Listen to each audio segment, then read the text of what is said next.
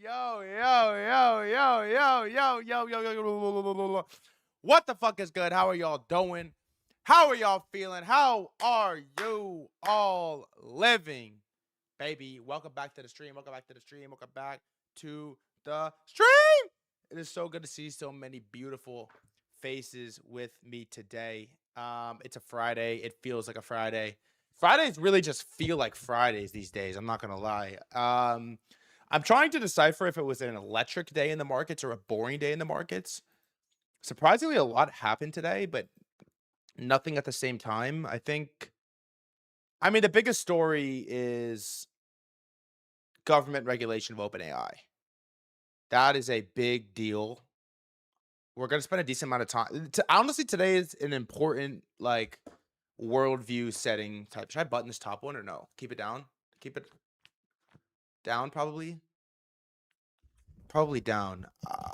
It's Today's like an important day for the world, I think, and it's an important day for us to figure out what is coming, where we're headed, what the future is going to look like, and generally ground setting. I think the OpenAI news, I think, is big, man. Also, they just announced the model names. They're fucking Luna, Terra, and Sol.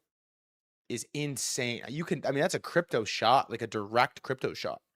That is a hard scope, bro. What? He hard scoped crypto, like, for what? As if he didn't launch its solar system numbering. No, it is not, bro. Solar sun. Get the fuck out of here. No, it's crypto.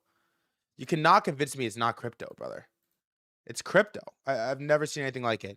Sol, Earth, Moon. Bro, it's crypto. Come on. Sol, Terra, Luna? Come on, bro. Come on, dude. You guys are so naive. You know? Everyone, Malcolm, you're such a naive little boy, you know? It's like you're a really smart kid, but at the same time, you are so naive. It's hard to watch sometimes, And, you could talk all tough in the chat, but the reality situation is the door is locked. I'm here. I'm on camera, and you can't do a fucking thing about it. It's so naive. It is so naive. But look, man. Oh, we got a lot to talk about today. We got a lot to cover. We got a lot to get into. And man, it's a Friday. I don't know what it is about Fridays, but some days I just don't have it on Friday like I have it on Wednesday. I come here on a Wednesday and I'm the guy, but every once in a while on a Friday, I get a little jittery. So welcome back to the stream. Let's just start with a roll call. If you're watching on YouTube, tweet like the chat, twitch.tv/threadguy. Who's here? Gentani's here. Flood in the building. Mac, D-Gods, what's good? Cole, what's good? Kevin, what's good? Lionel, what's good? Caleb, Sparky, Jackson Ray, Starting, Wolfie, what is good? Kira, what is good? Blade, what is good? Greg, what's good? Polka, what's good? Tweba, what's good? Tom, what is good? Super, what is good? Live the Life TV, what is good? Rug, what is good? House Goblin, what is good? Captain, what is good? Kenyon, what is good? You have to go to a World Cup game. I'm going to go to a game in LA. I'm going to LA for the first time since I left. I'm going to LA for the first time since I left LA, and I don't know what to expect. Does anyone live in LA on the stream? Is anyone here from LA or like live in LA actively right now? What's going on over there, man? I feel like I haven't heard a damn thing out of LA in a long time. Yeah, Mom, I'm going. Sorry, Mom. I guess I'm supposed to tell you that. I don't know. I'm going for like a day. Am I supposed to tell you that? I would. It's like a little bit away. It's like it's not tomorrow. I'm not going tomorrow. Hypothetically, I would tell you that. I guess in the future. I'm not going for a little bit, but yeah, 26 years in LA, man. I haven't been back. I feel like the last people in LA is TVPN. It's like the last cohort in LA, and they're holding shit down over there. I can't lie. One more time, if you're on YouTube, Twitter, and you'd like to, what's up to the YouTube gang, man? What's good? I'll say hi to the YouTube gang one time. TVPN is in LA. Yeah, they are. Any updates in your IRL thesis? Well, yeah, a couple. Number one is Citrini just wrote an article, and like half of it is long IRL. No mention of AMC, and he said the short StubHub. I'm just like, what the what? No mention of AMC, and he said a short StubHub. And I'm like, bro, come on, man. This is my two picks. Those are my chosen ones. What do you mean? No AMC and short StubHub. Crazy. No mention of it whatsoever. I actually have not sold. I almost sold AMC yesterday because I was really mad and I wanted to make a video about my trade thesis. I wanted to make a long video, go over it, but I didn't sell it. But what I am going to do today is I'm going to go see Backrooms. Maybe tomorrow, today or tomorrow. I'm going to go see Backrooms. Has anyone seen it? I want to see Obsession, but I feel like seeing Obsession with another man is like a little bit questionable, or like Solo is like a little weird, but Backrooms feels like socially acceptable. And so I'm probably going to skip Obsession, but I'm open to the Backrooms thing. And I'm going to go. I think I'm going to go maybe today, maybe tomorrow. But I'm going to see it in Regal. Straight up. I'm going to see it in Regal. I'm not going to AMC. I don't know what to tell you. I'm not doing it. Like I'm not doing it. I'm not going to see it at AMC. I'm fucking frustrated. I'm annoyed. I read these things. I'm reading, like, look at this. Look at this. Okay. Highest grossing movie in 2026. Okay. Highest grossing movie in 2026. Look at our options. Look at the option. Wait, slippage posted. Like slippage?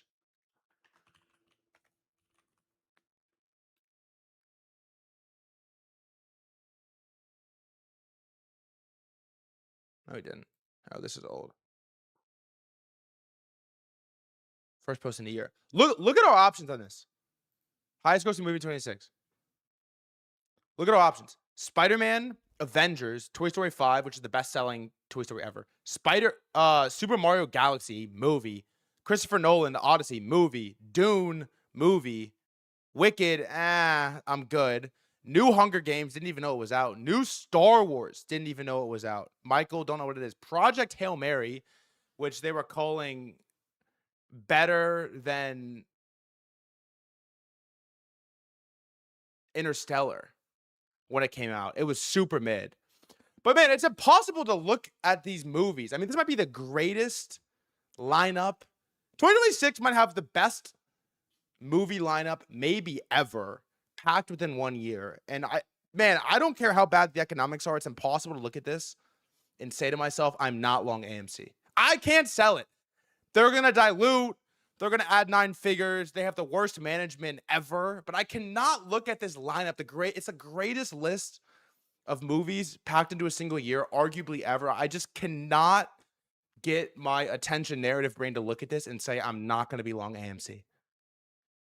At the same time, you have these legacy movies. You have Spider-Man, you have Toy Story, you have Odyssey. Like these like legacy, big director, big time movies. At the same time, the best performing movies, Obsession and Backrooms, like indie, YouTube, internet-based directors on tiny budgets hitting these explosive box day performances at the same time. It's like a mashing of eras, all the movies colliding all at once with IRL is back, interwoven at the same time. And I'm like, man, how is this trade not gonna work? I don't know. I couldn't get myself to sell it. They diluted. I round tripped a lot of money, and I just could not get myself to not hold on to it. I couldn't. I really couldn't. So you asked for an update on IRL. That's my update on IRL. All right. Also, speaking of IRL, it's a pretty dark headline here, but I've been seeing this all over my feed the last couple of days. And a bus driver in France crashed today because he fainted due to the heat having no AC in the bus. I Googled it today. Air conditioning was invented in 1902. Bro, it was invented in 1902. 1902. It's like air conditioning is over 100 years old. Why does Europe not have air conditioning? How is that possible that Europe doesn't have air conditioning? I kind of thought it was a troll until I started reading about it today before stream. I was supposed to be preparing for stream. I'm reading about. Off. Here you go. Okay, thanks. So I got to turn the lights off. Need to turn off your air conditioning and remove it from your house. Those of you using air conditioning in the UK are the reason for the climate emergency and the record-breaking temperatures which are destroying the planet and taking people's lives. It is not okay for you to watch the world burn while the rest of us have to stand in paddling pools. Is this true? Is air conditioning destroying the world? Use hand fans and wear fewer clothes. It is not okay to destroy the planet. Use hand fans. And we need to change the law and make these devices. This is like making a joke that every ChatGPT prompt like cuts down a tree. Illegal. Devices that have a high carbon footprint just so you can stay cool should be a crime. And the prosecutions and fines that follow should be retrospective to anybody who owns air conditioning or has it installed in their homes. Air conditioning is... I like how I'm watching this from my like 64 degrees bedroom. Also hyper exclusionary to people from other cultures and communities who don't like extreme. I know, he's filming this like soaking sweat. Cold. So think about what you're doing, remove the devices, and play fair. I don't understand it. Why does Europe not have air conditioning? Play fair is crazy. I know our AC bill is disgusting. It's a good replacement for the R word, by the way, Malcolm. Disgusting. I'm going to work on that. Also, YouTube, Twitter, chat, Twitch TV, /threadguy, whatever. Only about 20% of European homes have air conditioning. Historically, Europe's mild summers meant cooling wasn't deemed a necessity, making AC rare. Additionally, traditional European buildings use thick walls and clever window management to block heat. However, CNN reports climate change has sparked a massive shift in how the continent adapts. They're designed to keep heat in during cold winters. Older properties are listed heritage buildings often face strict zoning rules. Chat, does anyone here live in Europe? What time is it in Europe right now? What time is it in London? 8 p.m. You have AC or no? Okay, so you know what my brain did is like the first thing I did when I saw this is I went to ChatGPT and I asked this exact question. I'll ask it again. What is the best public vehicle to long air conditioning? I have it, but I only use it 5 days a year. The problem is this isn't like an air conditioning long. Carrier Global is the answer. That's what I saw as well. Because it's illegal. Like you can't use it. From what I understand, Carrier Global. This looks really. I mean, this looks good. I don't think, is it the right stock though? Carrier Global. Oh, I'm a crypto. No wonder. Thank you. Here. I mean, this looks good. It's an air conditioning. I mean, this looks insane. $61 billion.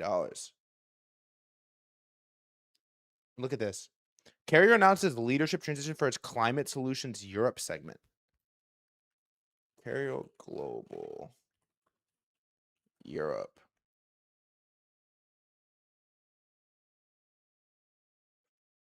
Carrier inaugurates a new testing facility in Montreal to accelerate innovation, high performance HVAC. No. Here you go. Annual deaths from heat in Europe. 175,000 deaths every year.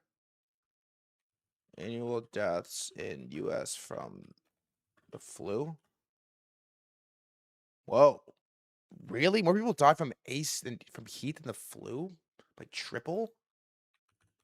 Annual deaths in Europe from the flu. It's fair. I should have done Europe. How is it double? Annual 2025 deaths in Europe via COVID.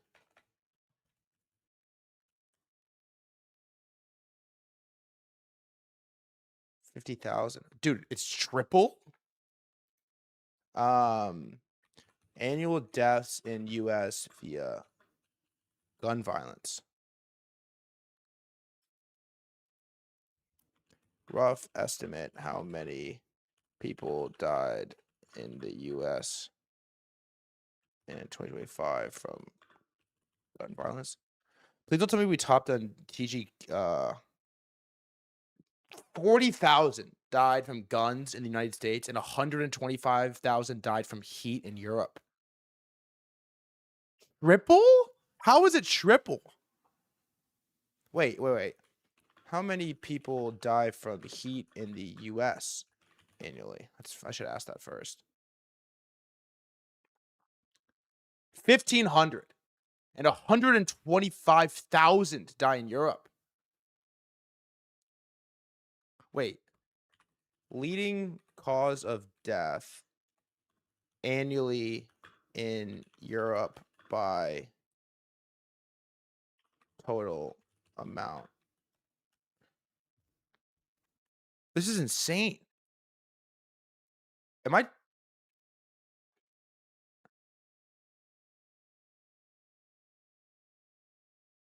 Wait, how many people die annually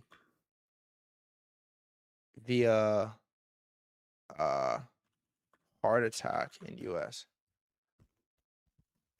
Bro, 125,000? What are we talking about? The same amount of people that die from a heart attack every year in America die from heat in Europe. That is actually insane. And it's just a regulation problem. Like they're not allowed to have it. Air conditioning is like abolished. Bro, I work outside majority of the time. Dehydration will get you quick. That is absolutely insane. Okay, wait. Carrier stock. Carrier Global is drawing attention after announcing a leadership transition in its Climate Solutions Europe segment, with Thomas Donato taking over as president from long-serving executive Thomas Heim. Carrier Global's recent leadership change in Climate Solutions Europe lands at a time when the stock has a strong short-term momentum with 30-day share price. Wait, hold on. Is there regulation blocking air conditioning in? I wonder if the rich politicians have AC in Europe. Bro, good take. Is there regulation blocking air conditioning in Europe from mass popularity? No. Okay, then it's not a good trade at all. Can you imagine if trade of the year was Europe had some regulation blocker that was stopping air conditioning and it fucking got abolished and we just ripped into AC stocks? They're all just mega poors. Yeah, I guess electricity prices. Europe generally has 2 to 4x higher residential electricity prices than the US. Running AC is simply much more expensive. So houses are selective. Yeah, it's just a money thing. That's crazy. Older buildings, da da da, da da da, da da da. There are some regulations, minimum efficiency standards. Europeans have given have given up.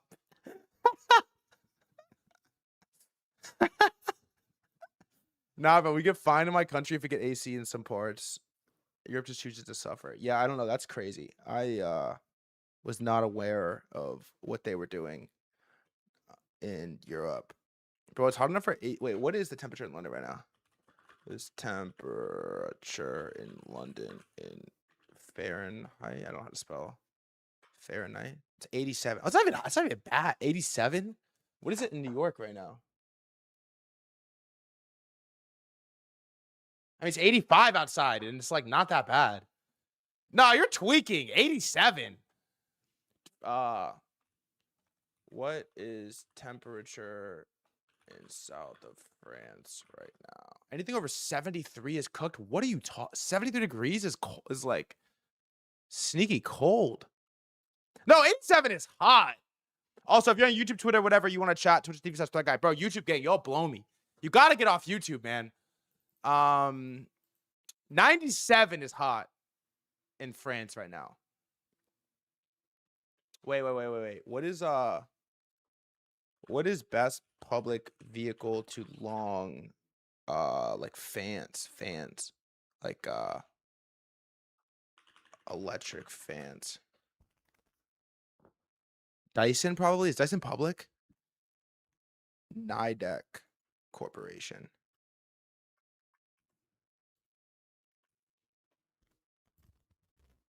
Ooh.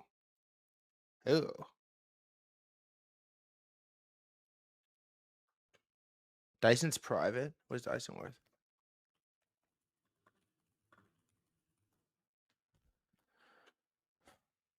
They did not have a public market. Dyson's worth $18 billion. By the way, the Dyson like hand. What's the pit without a trade into every topic? I know the Dyson hand thing is legitimately one of the worst inventions that America has ever created. It is like the dumbest piece of technology of all time. It is like, dude, if I go to the bathroom at a restaurant and they have the blow dryer, I'm just using my pants every time. It's like the worst invention ever. It's like, yeah, let me like turn it on, wipe real quick, and then wipe my pants off with it. It's the worst thing ever.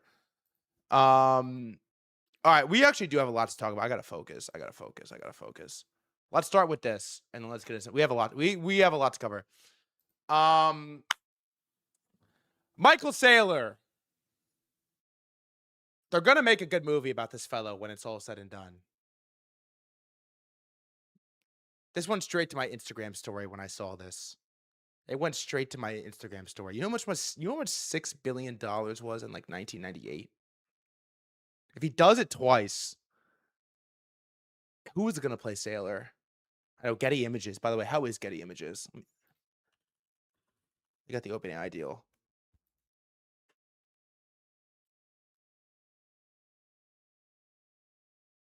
Wait, what happened? What happened? What the fuck is this? What happened? They gapped this like 100. What happened? Wow, that is dark. That is. What about what's the closest public? What was the other company called? What's the closest public competitor to Getty Images? What was the other one called? Shutterstock, thank you. Shutterstock, SSTK. Ugh. If Sailor gets out of jail and starts a new company, are you bidding? You know what the sad part is about guys like this? Is the answer is the exact. Don't clip, Loki. Don't clip this because the crypto people are not gonna like this take. If Sam Bankman-Fried got out of jail and launched a crypto company, you're buying it with your net worth. If Sam Bankman-Fried had a public coin under $1 billion, you'd buy it with your net worth. You put every dollar you'd own into it. You buy it with your absolute net worth. You put every single dollar you have to your name on it, and you would long. If you got a seed aloe, you put a mortgage on your house, take out a mortgage on your house, and you would long. If you got seed, you would sell your car. I would sell my car. You're doing everything. Like I'm selling my car. I'm taking the shirt off my back and I'm throwing it. You know when you're like watching a poker game and the guy's like so convinced he's winning this hand, he like throws his watch in the middle. I'm throwing my watch in the middle, brother. You are going all in every dollar you have to your fucking name, and you're going all in. So, anyways, unbelievable headline. Michael Saylor. Before we get to OpenAI government, which I think is the biggest story of today, it's not the most exciting, but it's the biggest story of today. I saw this post. Why didn't you do that for SpaceX then? Because I didn't have access to it. This is the problem with these seeds. I don't have. How am I getting SpaceX? Some people did, and a lot of people had SpaceX through some scammy SPV, and they IPO day comes, and they don't have it. They don't have it. I would have loved to have. You could have bought on hype. Yeah, at 1.75 trillion. How did you not have network for the seed? Space man. I'll tell you what. The crowd that was in SpaceX, like seed or early rounds, are you don't just meet these guys on the street. The cohort of people that you got in SpaceX, what Val? The cohort of people that got in SpaceX early, you don't just walk around and meet these guys on the street. You don't accidentally run into a guy who's like, oh, I'm in the seed round for SpaceX. That's like max elo. That's living life on max elo. 800B. Yeah, that is like David Sachs. That's David Sachs. You know, this is like a different level. Those are the guys that make the top of the K possible. Okay, you don't just accidentally run into a guy who had SpaceX seed. That's not how the world works, unfortunately. I would love for that to be the case, but you meet one of these guys and you realize like they're the real fucking deal. All right, one topic. Do I gotta be like meeting high profile seed investors is topped? You just don't meet them. They don't. They're not out and about, these type of guys. And almost always the people offering you these SPVs or these secondary markets I've found are the worst, dude. Everyone that I've met is the worst guy ever. It's like worst guy of all time would like to sell you Anthropic secondary and at 1 trillion. And it's like, fuck, man. Tristan Thompson got into Anthropic at 100 billion. That's Tristan Thompson, though. The NBA deal flow. We should actually do a segment on this.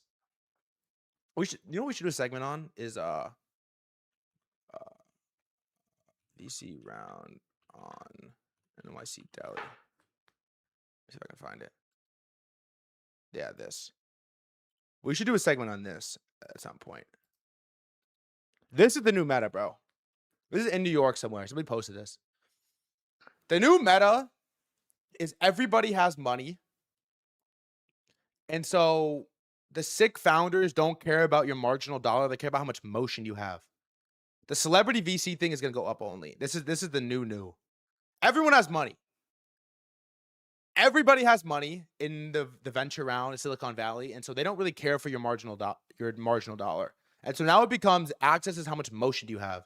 Look at this. Mock Corner on a fucking bodega. They announced their I don't know what the company is, but look. Let me get a better picture, actually. Picture's not that good. Wait, let me just go to the article. Here it is. Bro, imagine this is your investor lineup. $35 million Series A. This is your lineup. Khloe Kardashian, Alex Earl, Jessica Alba, Paris Hilton, Ice Spice, Carly Kloss, I don't know who that is. Mindy Kaling, don't know who that is. Halsey, I don't really know who that is. Gunna, Ashley Graham, never heard of him. Winnie Harlow, never heard of him. Olivia Colpo, never heard of him. Eileen Gu, do know. Vlad Tenev. Imagine Ice Spice. Brother, imagine on an investor lineup, Ice Spice has bigger font than Vlad Tenev. Imagine that. Imagine that's 2026. In 2026, Ice Spice and Khloe Kardashian is ahead of Vlad Tenev. Lori Harvey, I guess. Bobby Brown, never heard of. Shabuzi, no clue. I'm gonna pronounce it wrong and you make fun of me, so I'm not gonna say it. The Chainsmokers, Jay Shetty. It's like, come on, bro. Big Jay Shetty on the front page in 2026. Rebecca Minkoff, Rachel Zoe, Sahil Bloom, Allison Ellsworth, Sarah Blakely. I know. Bobby Brown is Whitney Houston's ex. Bobby Brown. I mean, Chad, do you know who this is? Or no? Do you know who this is? I mean, why is he on the, with all due respect, why is he on the front page of a VC raise? About Vlad Tenev? I mean, on the page is fine, but I had a Vlad Robinhood on a VC raise? Robinhood Ventures? Come on, bruh. How are you gonna bro me on this, by the way? How are you gonna bro me on this? What do you mean I don't get it? I had a Vlad Tenev. It's a Series A, brother. What are you talking about? It's a Series A.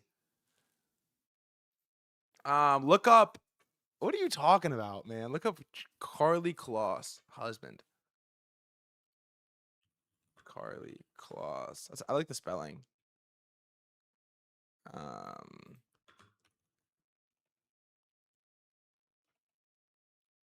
Husband. Oh, okay. My bad. My bad. Sorry. Fuck. My bad. I don't exactly know how I got on this topic, but this is the new meta. How did I get on this topic? This is the new meta. She's also one of the most famous models ever. Sorry, I don't know too many models. To be honest, I don't know a ton of models, but this unfortunately or fortunately, depends how you look at it, is Thea. What is Thea? Thea raise. It also was super viral. It's an AI-powered shopping platform co-founded by Phoebe Gates. Whoa. That's a interesting name. Wait, can we watch it for a second? By the way, Khloe Kardashian #1 is crazy. Venture capital lineup was Khloe Kardashian #1 is Phoebe. Sorry, Khloe Kardashian #1 is nuts. That is objectively, that's insane. Say what you want about the rest, but Khloe Kardashian in 2026 first is crazy. That's crazy. I'm sorry, that's crazy.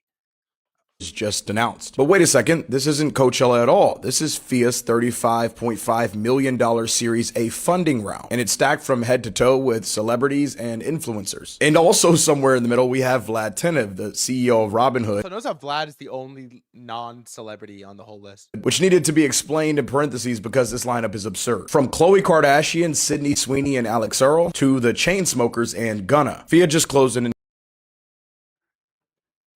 Vlad Tenev, Gunna, and Sydney Sweeney on the cap table. I'm never gonna fail. Insane funding round that probably values the company north of $300 million. And co-founder Phoebe Gates, who's the daughter of Bill Gates, is firmly in her entrepreneur era. FIA is an AI shopping app that saves you time and money on some of your favorite clothing items. And she's been building this company for quite some time at the intersection of consumer AI. And that's what I want to talk about here because it goes well beyond the gravitas. Yeah. Anyways, yeah, I don't know Bobby Brown. Sorry. Maybe I'll watch one of the pods. But new meta, and it's not going away, and it's relatively entertaining. So, all right. Anyways, the biggest news I think that's happened since Fable, it's arguably as big, is the Trump administration has asked OpenAI to stagger GPT 5.6 release over security concerns, per the information. Brother, this is, in fact, a huge deal. OpenAI CEO Sam Altman reportedly told staff that GPT 5.6 will be released first in a limited preview to a small group of partners after a federal government request. In a memo, Altman said the government would be approving access In a memo, Altman said the government would be approving access customer by customer during this preview period. The request reportedly came after OpenAI worked with government agencies over the past month to review the model, including the Office of National Cyber Director and the Office of Science and Technology Policy. The information also reports Commerce Secretary Howard Lutnick. Why is Howard Lutnick the arbiter of AI? Caution OpenAI against launching without approval from other agencies. Altman told staff this is not our preferred long-term model and said OpenAI will work with the government and the rest of the industry on a more sustainable process for future releases.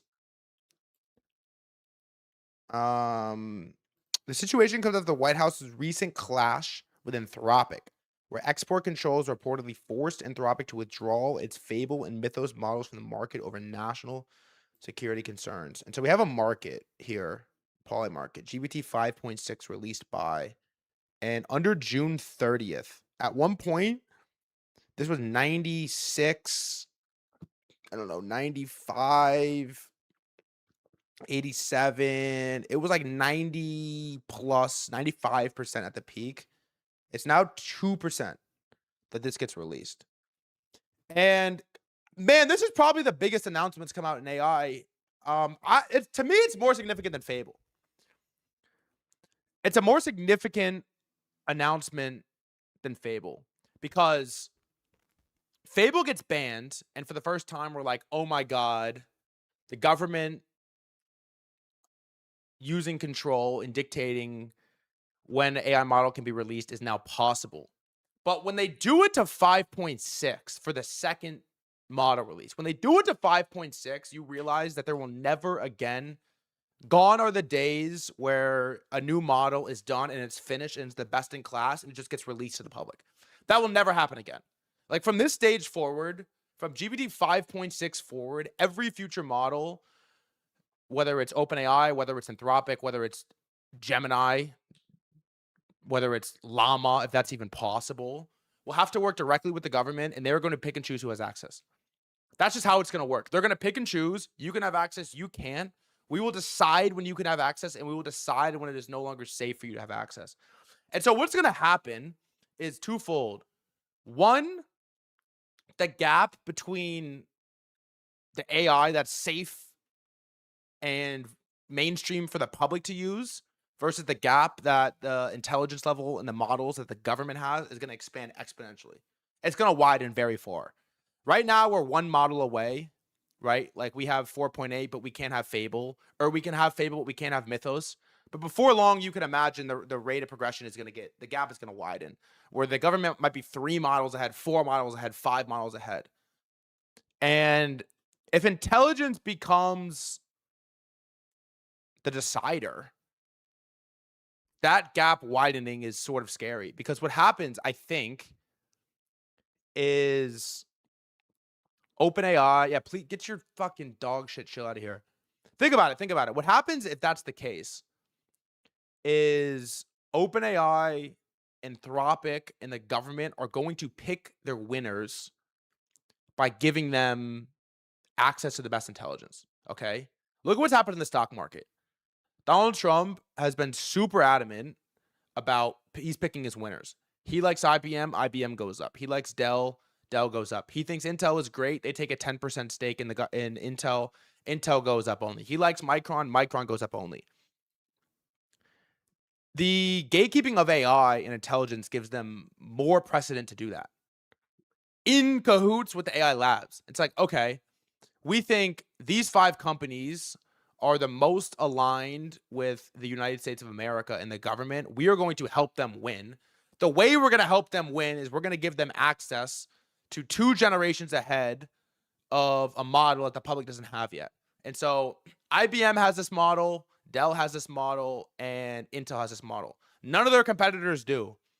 And so think about the gap and how widened that gets depending on how good these models are. The gap probably gets forever wider. And so, and even like locally on Anthropic side or OpenAI's side. It's like they have companies, they have startups that they want to win.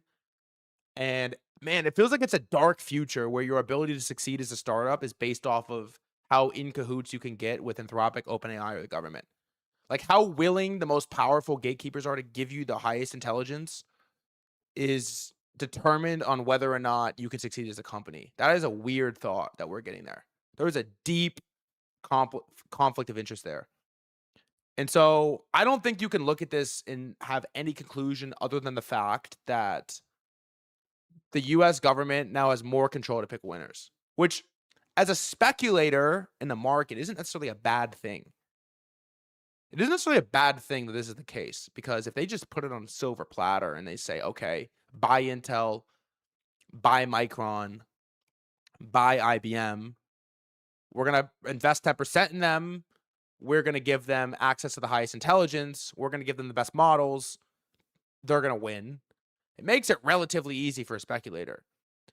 But for the competitive nature of capitalism, I think this is a star. It's like a blemish. It's a blemish on capitalism in a lot of ways, depending on how it plays out. You get this selective capitalism where the free market is no longer in control of who has access to the best tools. It's weird. I don't know. Philosophically, it's a little bit weird.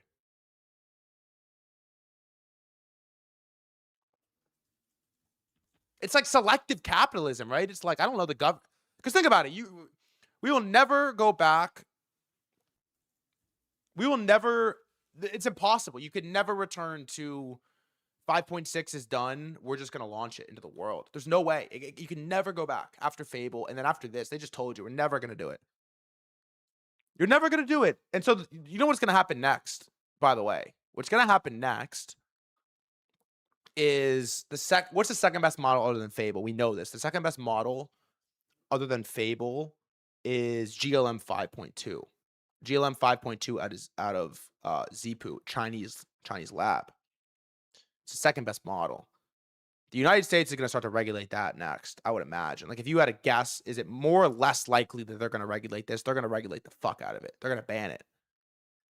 And then it makes this weird scenario where they're banning the open source models as well because they're dangerous, but they're open source and people can run them locally. Once you put out the open weights under the world, people can run them locally. And so it creates this really weird, like, power struggle in a lot of ways. They will regulate robots. Dude, that's a whole nother can of fucking worms. I agree with you. Yes, they are. They're going to regulate the shit out of robots, too. That is going to be a huge talking point. The thing about running locally, though, is it's a little bit of a hoax. I think it's a little bit of a hoax because in many ways, I think it's the biggest narrative ever. But on the other hand, it's really expensive, at least right now. I think to run, I was having a conversation with somebody. How much would it cost to run 5.2 locally? And the answer I got was it would take, let me tell you. I have an answer from somebody really smart. You probably need 8 B200s. How much is a B200?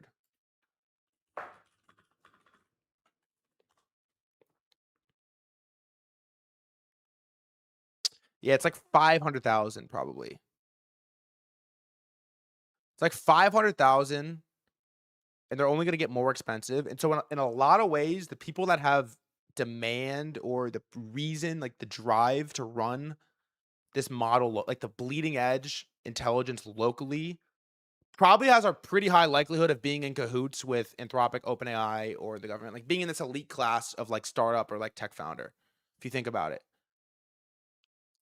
And so it doesn't really help the common person at all. The common person sort of gets fucked. You get fucked. Common person kind of gets fucked out of this pretty bad. Like, what is if retail? And again, there's this, okay, does retail, what does retail need it for? Fair, good point. But I think the scary evolution here is the separation between what the government and its select cronies has versus what the public has. It's going to grow. Right now, it's just one model different. The latest, and it's on like a couple week delay. We're probably going to have Fable back. I don't know when we're going to Fable back. A couple weeks. think that it's getting pretty hot here. Like July, 72% chance for July. So right now it's like, okay, latest model, couple week delay. That's fine. But soon will be a model in a couple weeks, then 2 models in a couple weeks, then 3 models in a couple weeks. And we'll, the gap just gets really, really, really far. And it gets harder to make up that gap. But in a lot of ways, I understand. And I think it's probably maybe it's a right move for the government, but this is I mean, this is going to be the theme of the next couple years. And it's going to be a weird one to trade because, okay, you could say Zipu Minimax long on Fable ban made a lot of sense. That was like a quick reaction. The world has just changed forever. That's a good trade. But now it gets a little muddied, I think. I'm kind of thinking this live, but like, no, I want like the full, what's the Minimax?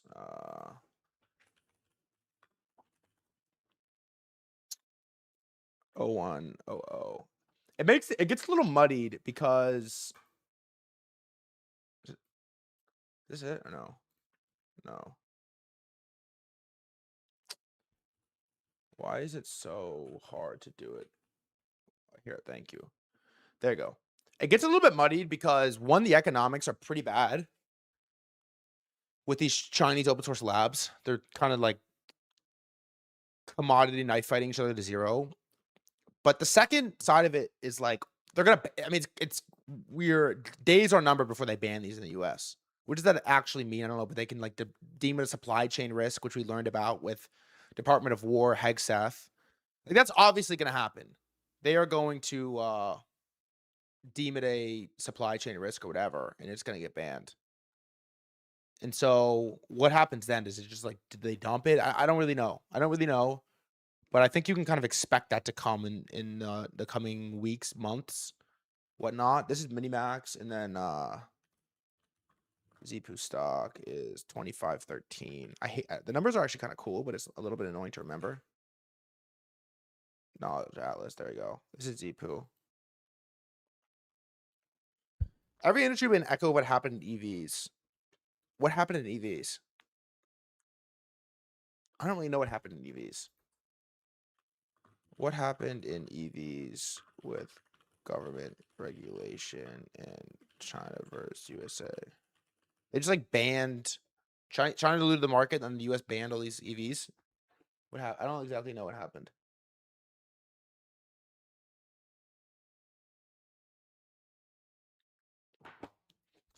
China used regulation to create EV supply. US used regulation to block China EVs.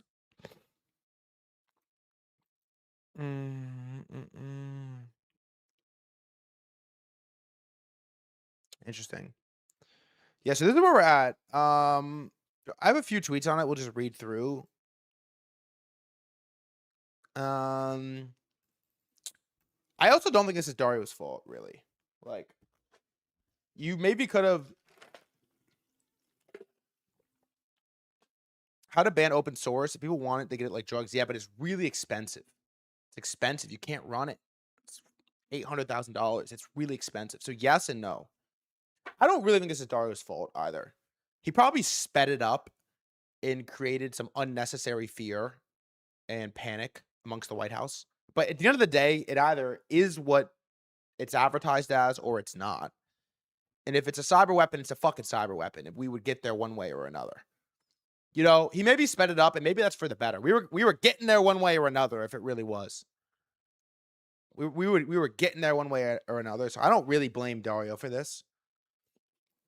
This is presented with the D cells wanted. In fact, I go as far as to say they explicitly trained Mythos to be dangerous at cyber for this purpose. Sad day. I mean, I don't know. You blame him? Here's another take. I like this Andrew Curran guy. I want to DNAP. Let's get this guy on stream. He has good takes. But people saying this is a pause or victory for safety, it is not. I agree. This does not slow development in any way. No, it does not. It only slows the rate at which the labs can release the models, not how fast they can train them. The gap between what is available to the public and what the labs have internally will steadily widen from this day forward. This actually makes no one happy.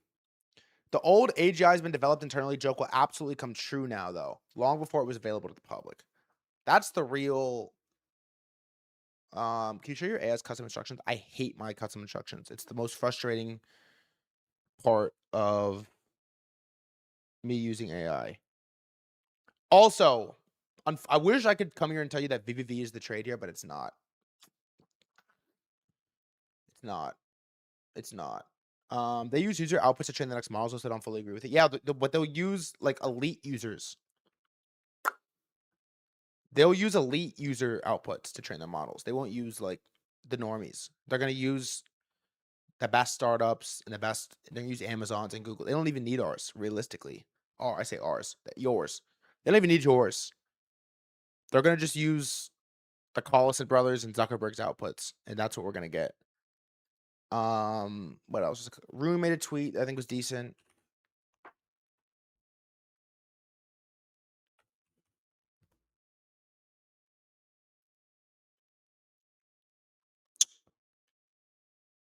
Oh, he deleted it. Why did he do that? Oh, never mind. Did he? This is it. He didn't delete it. Today it's popular to say the unofficial AI licensing regime is slowing down innovation or whatever, but people are not looking at the big picture of how quickly this enormously consequential technology is moving. The particular circumstances around Mythos may have accelerated all this slightly, but it was inevitable. That was my take. And earlier is better than too late. Any good choice will look early inside the exponential. I think it's a possible development that the feds understand the gravity of this technology. Models being publicly delayed by a week here or there is really not the end of the world. Procedurally, this is the right way to do it. Procedurally, this is not the right way to do it, but they'll figure it out. One very sad outcome will be if Americans are just left behind. If non-Americans are left behind from this frontier forever. Yeah, the free world should be maintained. This is the unfortunate outcome, and I think it's where we're headed, fellas. I don't really know what the trend is or what exactly we. Okay, here we go. The two. One more. This means Chinese models are almost certainly going to be restricted in some way, possibly even banned in the West. Right now, they're roughly 9 months behind. This is not true. At least from what I understand, this is not true. If every American frontier release is forced into a slow, staggered rollout from now on, they'll start closing that gap immediately. Over time, this destroys Western lab business models because users will eventually have access to genuinely equivalent open source alternatives, and in time, even better ones. The US government will not allow it to happen. The only way to prevent it is if China agrees to the same staggered release schedule. Unlikely, but I suppose it is possible. 7-stream streak, let's go. Keeping the gap roughly where it is today. Otherwise, the US will likely restrict or ban Chinese models. There's probably a 9-month window at most, probably a lot less before one of those outcomes play out.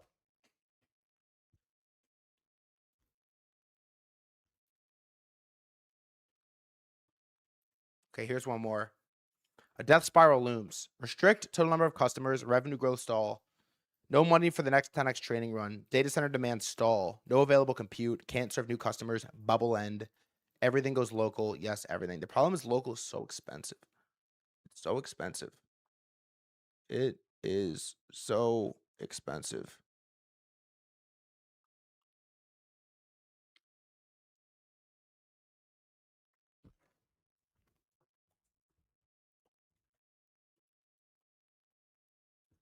So that's where we're at. Okay, one more. Here's an article. Actually, I would recommend you read it. I don't want to read it because I think it's kind of boring. Or not boring, but it's long for stream. Like, we're not going to read this right now. If it was not a Friday, we would read this.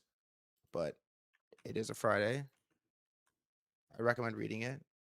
But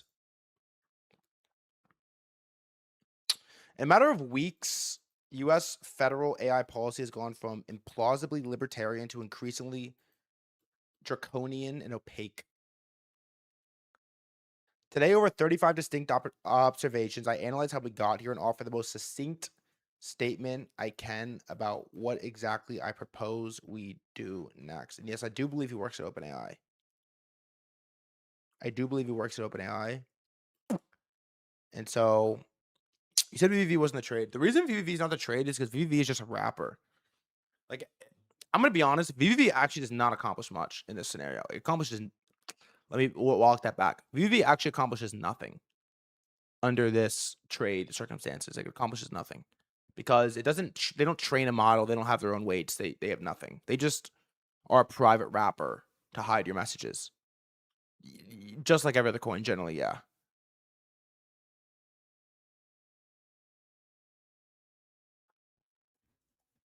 So the only time VVV is a trade is when they announce, when OpenAI comes out and is like, every ChatGPT log ever has been leaked. And then you're like, that's not good. Privacy matters. Let's buy VVV. But when would that happen? I don't know. I don't know if that happens ever. It might. It has a good story, though, and it has a good story for that. So if we got there, it makes sense. But I don't know what the trade is. Like, I went back and forth on this for a while. I was thinking some of these, like, it's a hardware play, probably. Apple's too big. Raspberry Pi is way too small. It's maybe some cloud, like AWS thing. But I don't know. I think it's a weird one because there is a trade for everything. I think it's going to be one of the biggest societal trends. I mean, they're going to keep banning models. You're going to think to yourself, okay, the biggest story in AI right now is we're banning fucking models. We're banning every model. Ban that. Can't release that. What? So what? Where does the attention and the money flow? I don't really know. If I knew, I'd be buying it. But local AI and IRL events, I think, are my like spot themes for the next couple years. I can't think that far ahead. Next year. Apparently, I bought the worst assets for IRL events too. It's so stupid. I should have just bought Madison Square Garden, I guess. The Sphere is up. Who's going to Vegas? The Sphere? Give me a break. The Sphere. Come on, man. The Sphere. Hymns. I like Eli Lilly a lot. I'm fired up about it now. I'm getting fired up. We'll talk about Eli Lilly in a little bit. The Sphere is ridiculous, though. I mean, give me a fucking break. The Sphere. There's nobody. It's a $1 billion house plan. Thank you. It's like, what are we talking about with the Sphere? There's no one's going to Vegas.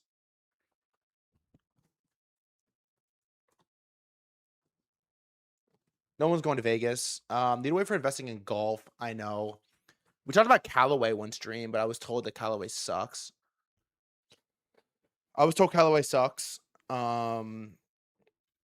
I want to watch this real quick. We watched every video low key, and we covered it, but we didn't cover it that well. The code report. The code report. We're talking about OpenAI IPO. We're talking about a couple things that we're gonna do market close. All right, fine. Let's do this first. Let's do this first. The other announcement, Ray OpenAI, is that, let me just search it for you. The other announcement is that OpenAI is leaning towards pushing its IPO until 2027 per the New York Times. Details include choppy markets in recent weeks have led OpenAI to reconsider the timeline of the IPO. The company is worried it might not find much enthusiasm from retail investors. I don't really believe that to be true. Advisors are recommending OpenAI either wait until 2027 IPO at $1 trillion or lower the valuation for a quicker IPO. Recent volatility in tech stocks has raised concerns around OpenAI's IPO. I mean, to be fair, maybe not tech, semis specifically have been up only. As a result, SoftBank owns, how much of OpenAI does SoftBank own?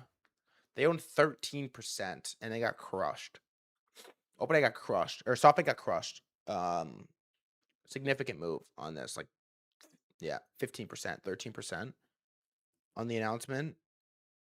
And classic clip. I actually don't think this clip is super relevant because them not going public right now means that they have enough financing in private markets to keep going without going public. However, it's classic. Let's watch it. Can the company with $13 billion in revenues make 1.4 trillion of spend commitments, you know, and you've heard the criticism, First Sam. of all, we're doing well more revenue than that. Second of all, Brad, if you want to sell your shares, I'll find you a buyer.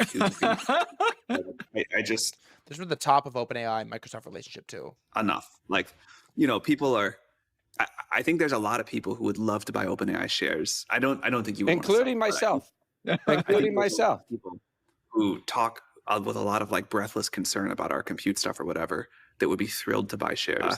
So I think we could sell, you know, your shares or anybody else's to some of the people who are making the most noise on Twitter, whatever, about this very quickly. We do plan for revenue to grow steeply. Revenue is growing steeply. We are taking a forward bet that it's going to continue to grow, and that not only will ChatGPT keep growing, but we will be able to become one of the important AI clouds, that our consumer device business will be a significant and important thing, that AI that can automate science. He does have a crazy voice. Will create huge value. So, you know, there are not many times that I want to be a public company, but one of the rare times it's appealing is when those people are writing these ridiculous OpenAI is about to go out of business and, you know, whatever. I would love to tell them they could just short the stock, and I would love to see them get burned on that. So, classic clip, but you get this take, which is like, I think we see a max exodus of OpenAI employees leaving through Anthropic in the near term. Anthropic is probably still on track to IPO this year, and a few things attract talent, like a near-term liquidity event. It's a good take. OpenAI pushed you back the IPO will be a big blow to employee morale. So here's where we're at. OpenAI IPO by December 31st was as high as, man, it was 77%. And now it's down to 21. I think the reality situation is that OpenAI is just getting mogged by Anthropic right now. They are. I don't think they're that far off. And in a lot of ways, it should be more America versus China than OpenAI versus Anthropic. But they're getting mogged. They're getting mogged pretty bad. And I think the worst follow through to this would be talent leaving. Like, look what happened to Google. Google dilutes, and then Google announces 4 employees leave Google AI lab, Gemini, to go to Anthropic, and the stock is just it's getting crushed. It is getting crushed. And so a similar thing happening to OpenAI for Anthropic, it hasn't happened yet, so maybe we're just talking shit, would be pretty catastrophic. Like, Anthropic is just gulping up everybody. And again, I don't know if it's because they built God internally, or it's this weird EA philosophy that all of these AI researchers seem to love. The EA stuff is so bizarre. It's bizarre. It's very bizarre. Anyways, 21% chance. I don't, as a participant in the public markets, I don't think it'd be the worst thing if this thing got delayed. I'm not gonna beg him to do the IPO. So, all right. Anyways, this is kind of like not the most relevant thing ever, but I fucking love this guy. I want to watch it. The Code Report, my favorite YouTuber, dropped a video on Midjourney. Let's watch it. 5 minutes. It's super short. He's the best. He's my favorite YouTuber.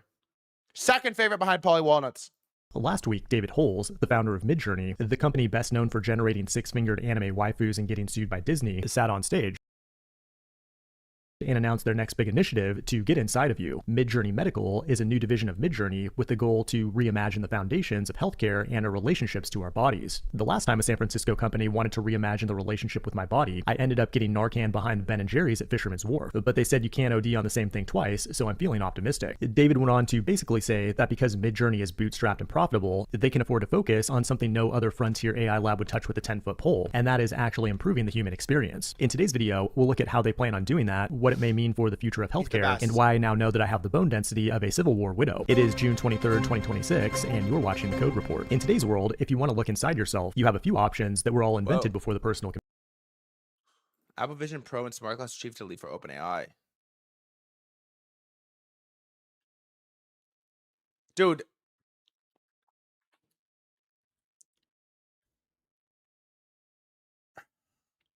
The AI lab talent wars is like free agency in the NBA. It's insane. It's like the night before the trade deadline in the NBA.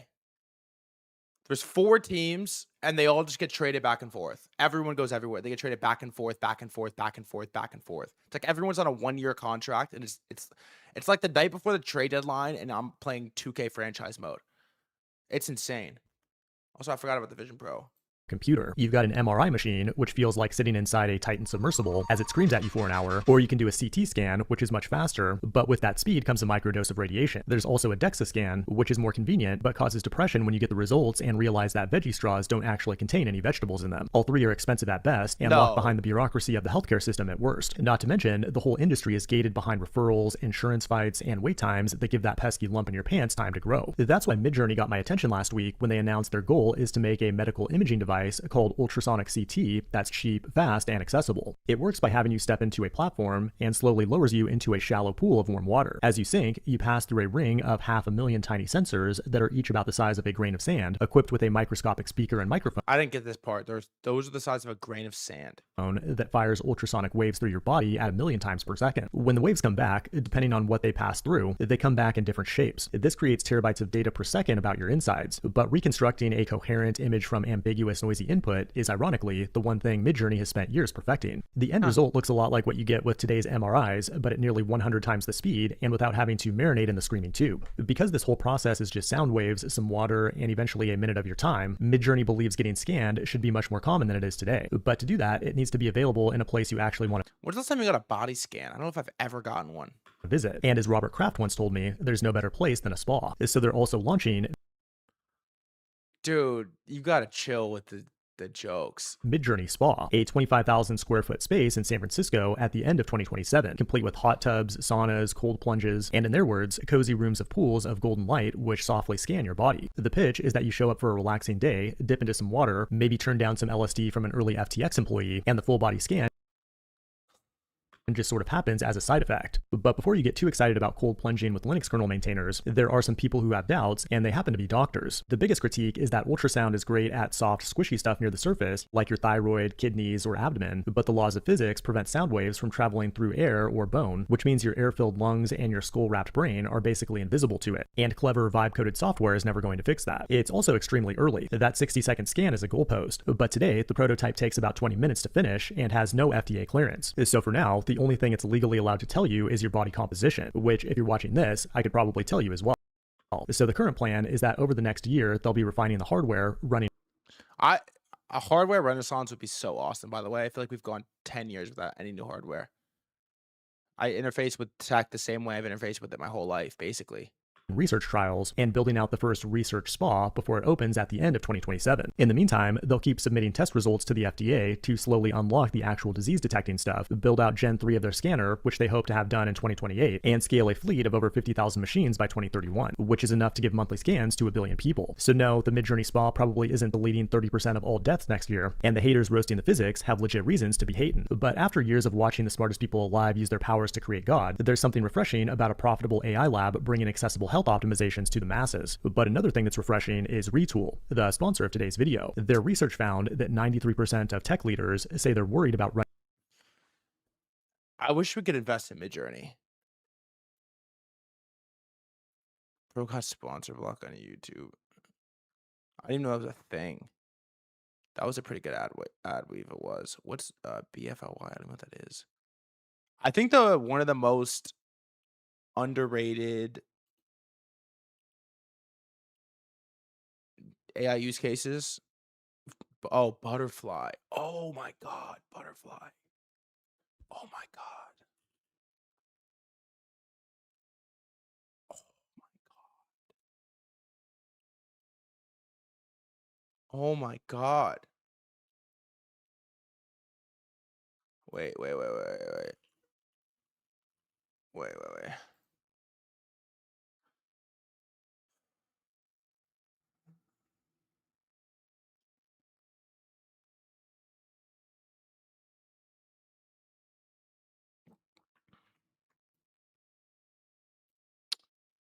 Wow.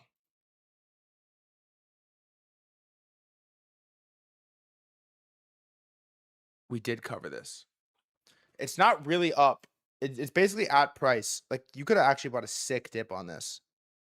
The problem is, what is there any updates on like production time? Midjourney Medical. Is there any update on something's off? Something's off with Midjourney Medical scans. What is it? Yeah, it's tough long. I mean, I don't think this is that left field of a move, by the way, because this is what they like. They're shifting from generating synthetic images online to the high stakes, tightly regulated world of medicine, and then definitely not so tightly regulated realm of wellness. But yeah, they process images. This is what they do.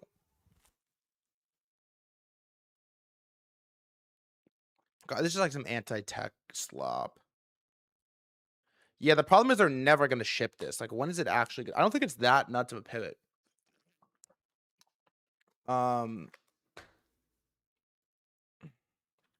What's the estimated timeline on the new Midjourney body scanner? I don't think it's that crazy of a pivot. I'm going to be completely honest with you. Yeah, end of 2027. Like, I'm not. I don't know. Did anyone trade this? We did cover this. I should add this to the list, I guess. Let's add it to my like consumer list. BFOY. It's just, yeah. Timeline on that is wonky, to be completely honest with you. Also, no one's ever seen one. We don't know if it works.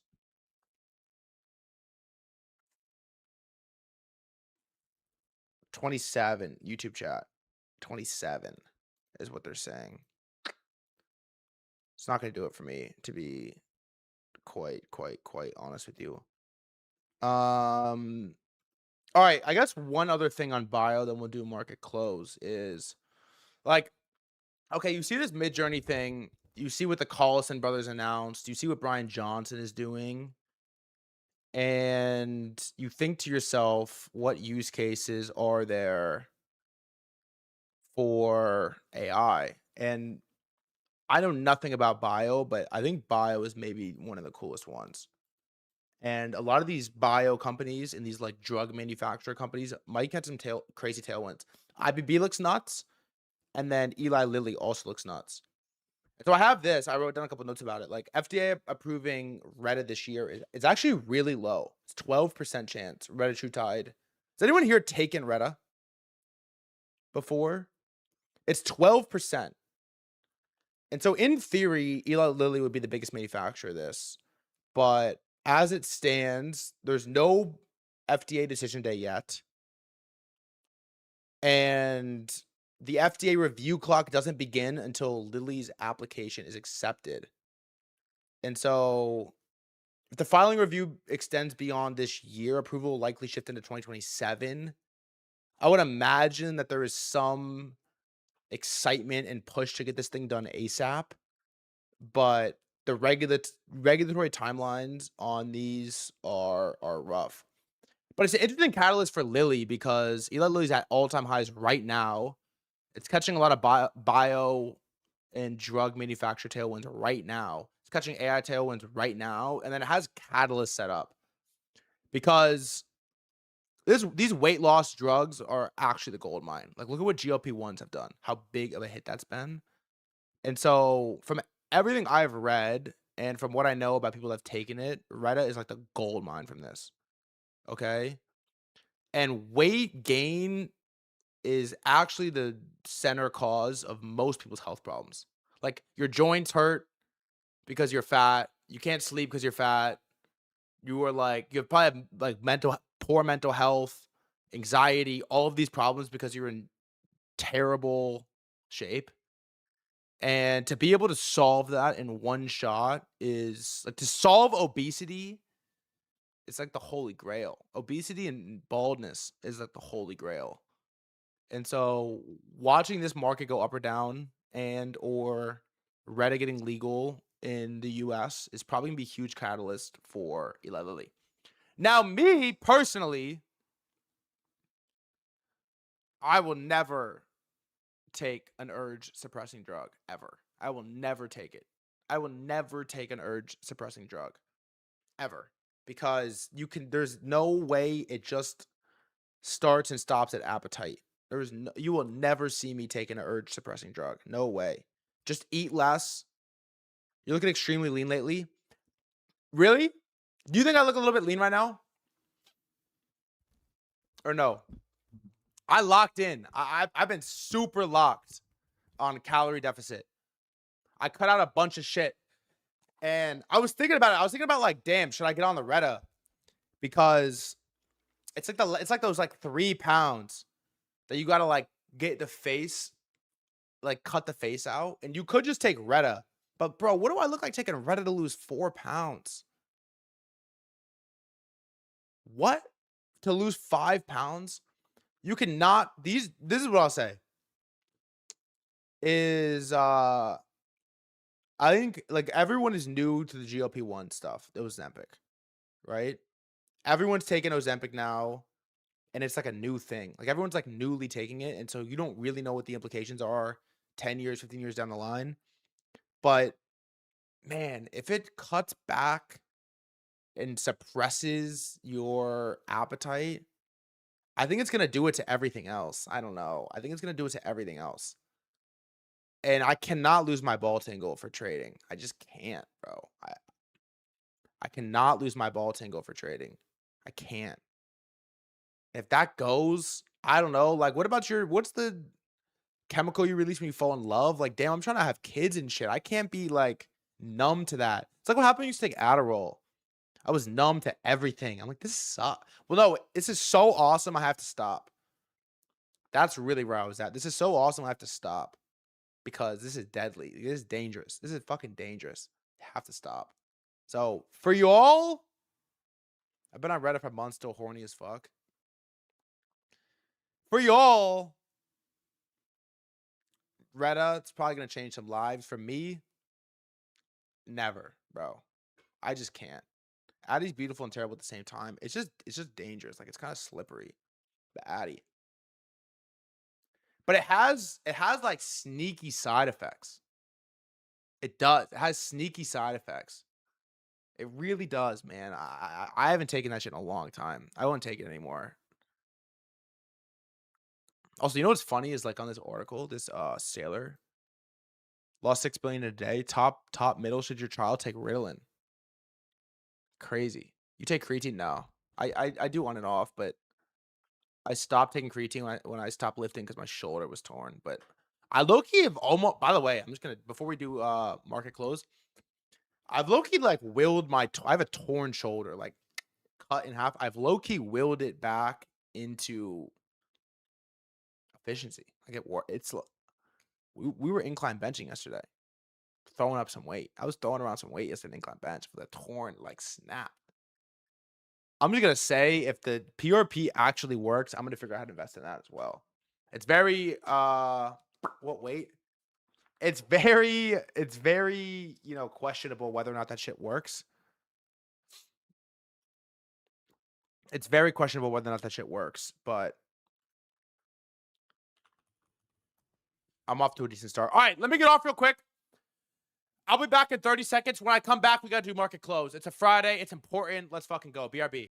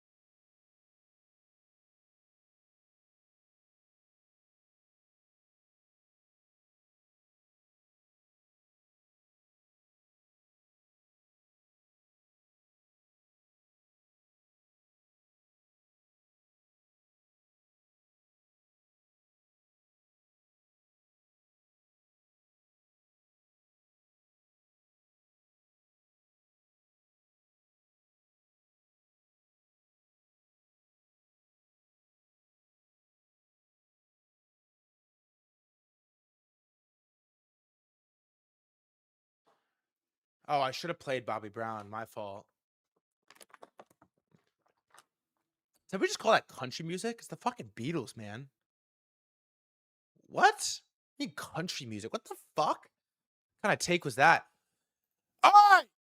All right. All right. Also, if you're watching on YouTube and Twitter, you like to chat, twitch.tv/threadguy. But shout out to the YouTube gang. You know I love you over there. All right, man. It is the most Friday of all Fridays. But as I look at the bottom right-hand corner of the monitor that is on my left, I look at the clock, and it is 4:04 p.m. Let's not waste any time. You already know what it means. It means it is Market Close! Shout out to Amit on the bell. You already know what I want to know.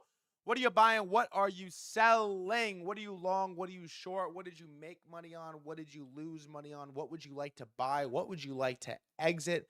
What are you going to buy on Futures Open? What are you going to buy on Market Open on Monday? I need tickers, tickers, tickers. Long cash and IRL. SMCI got filled on a NZD USD long. Wow. Made money on Jito today. Long Jito only. A lot of people are posting Jito longs. What else? What else? What else? What else? What do you like? What do you like? What do you like? What do you like? Long Soul, Micron, SK Hynix, SanDisk. Palantir low today at 3 a.m. What time zone? Jito, VVV, and FET. I don't know what FET is. I'm longing Ron out agreeing to enrich uranium on Poly Market. Whoa. I like that. Long Arrow. Really? VVV short, 1444. Nice. Long lighter. What about stock? Did anyone buy stocks today? Anyone buy memory stocks this week? Did anyone buy semis this week? What did you buy this week? What did you buy this week? What is your biggest position right now? PDT, I'm long lit. Long only, Broadcom, SanDisk, and Arrow. I was long Broadcom, but I closed it. I got bored. I closed it. I have a master's in nuclear engineering and studied non-proliferation last semester. It's a free 30% less poly market. Huh.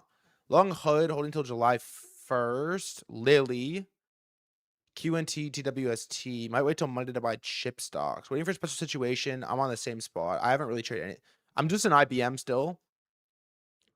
Because I don't know, the market hasn't forced me to get out of it. I should read out the YouTube stocks. What's YouTube in? YouTube is in BB in nothing. Long hype, PDT Pacific time zone. I did more to Micron. Long Bitcoin, but not crazy large. It's just so hard to buy Bitcoin right now.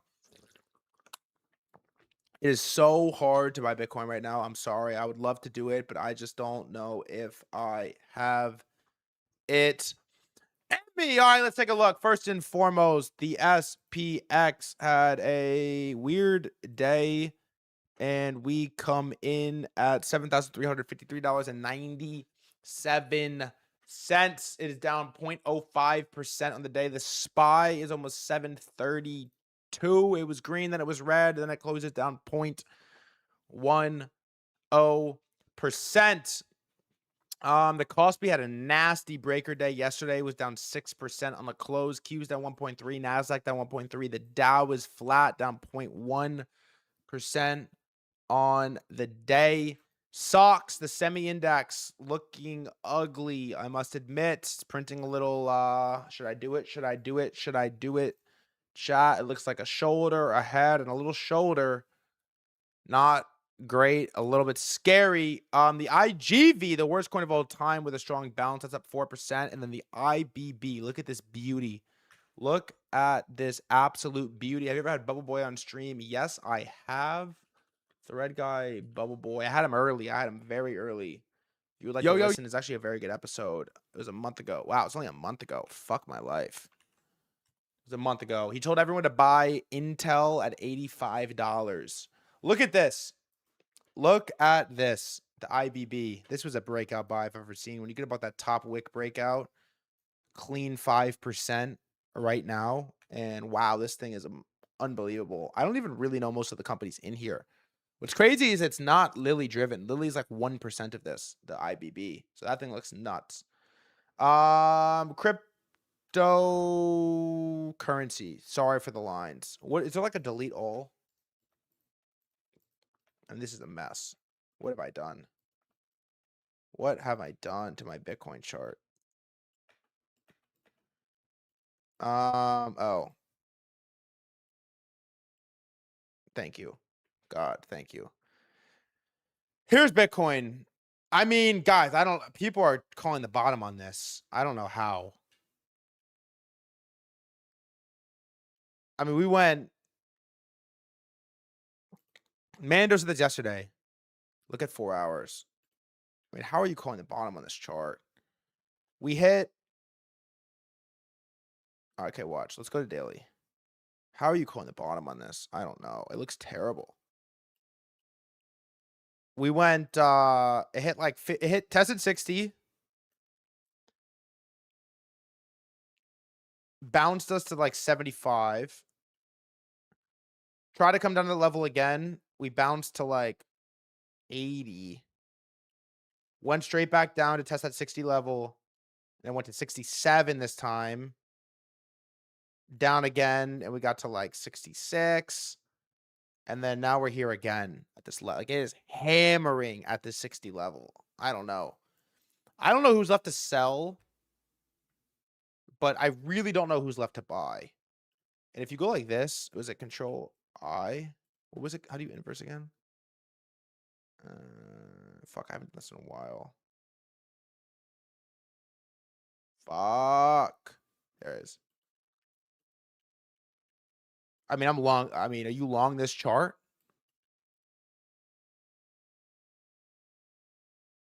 You're long this with your whole life, probably.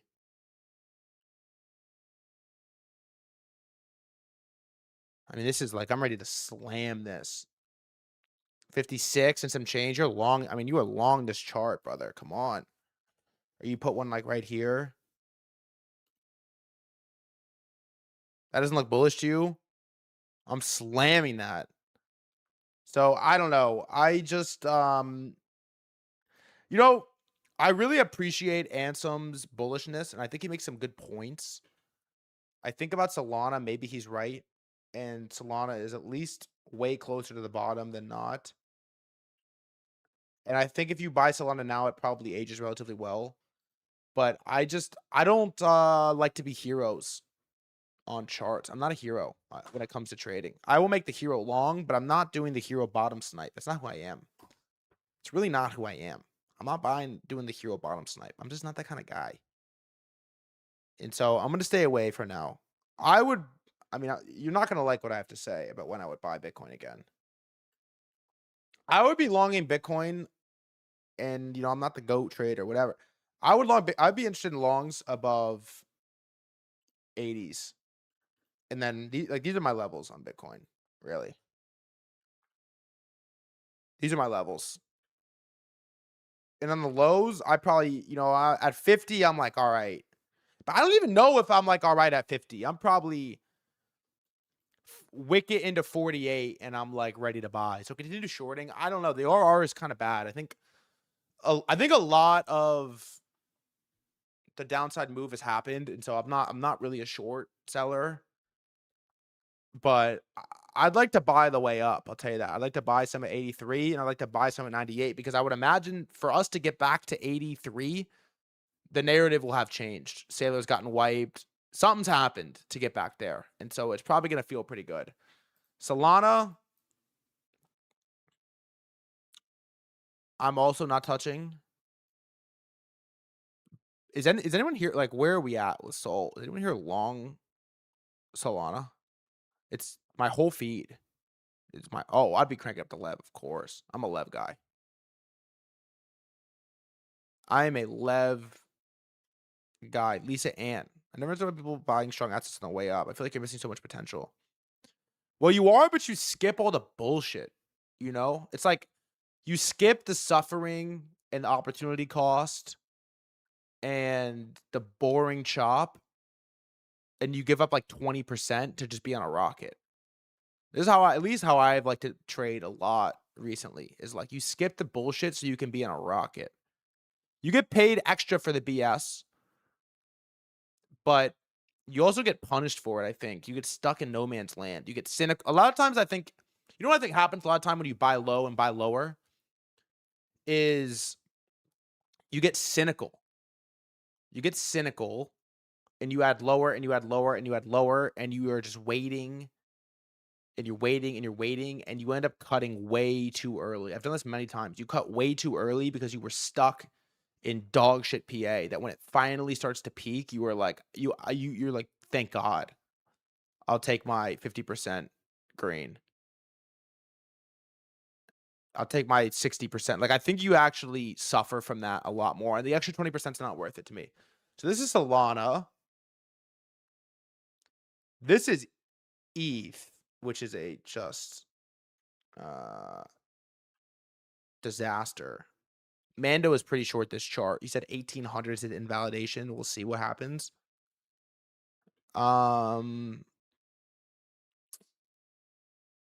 This is Stretch, which is just,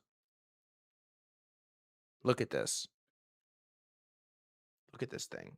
$74 on Stretch.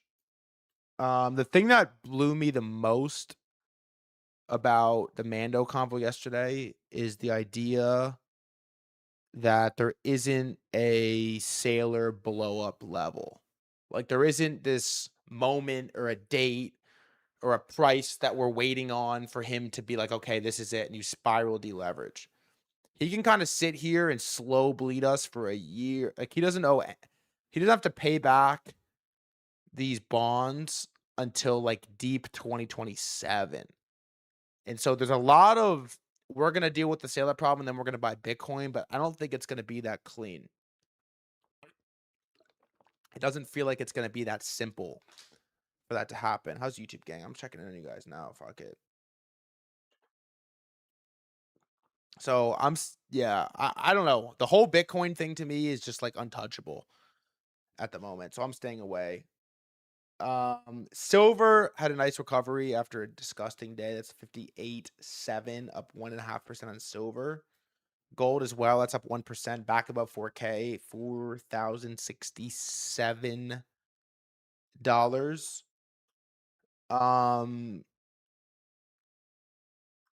And then copper, my baby, that I've never traded before. It's my baby. I've never traded it. Looks pretty bad at the moment. I would like, again, this level is the level. I would like to buy it up here, but I'm not doing anything just yet as it relates to copper. Oils are down a lot. Dude, I thought about it today, by the way. I actually thought about it. I was on the phone with DNAP, and I said, DNAP, I think I'm going long oil right now. And he's like, are you fucking insane? I said, yeah, you're right. I'm not going to do it. There was some break of ceasefire where Iran blew up like 3 U.S. drones, and then Trump came out and was not happy about it. But then I remembered that by longing oil, you're longing an asset that almost every country on Earth is incentivized to see trade lower. What's DNAP's X? DNAP way. The GOAT.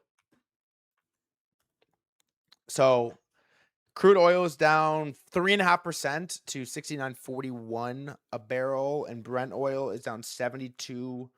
It's down 2.5% to 72.7. Why trade commodity? Flood, you like this? How I have you pinned on the chart? Look at this. Right there, man, where you belong. Chat, is your gas cheaper over the last month? Last 2 weeks? Cheaper or more expensive where you live?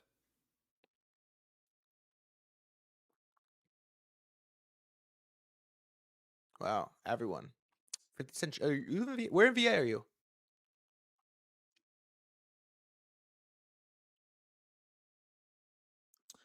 The memory permatop is going to be glorious. Hampton Roads. Okay. You're out there a little bit. Gas was like a meme coin now. Yeah, it fucking moves a lot. I've seen people I've seen people in LA complaining about it still.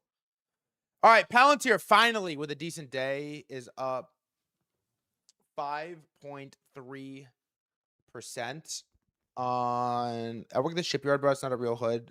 It's the real hood, not the wrap hood.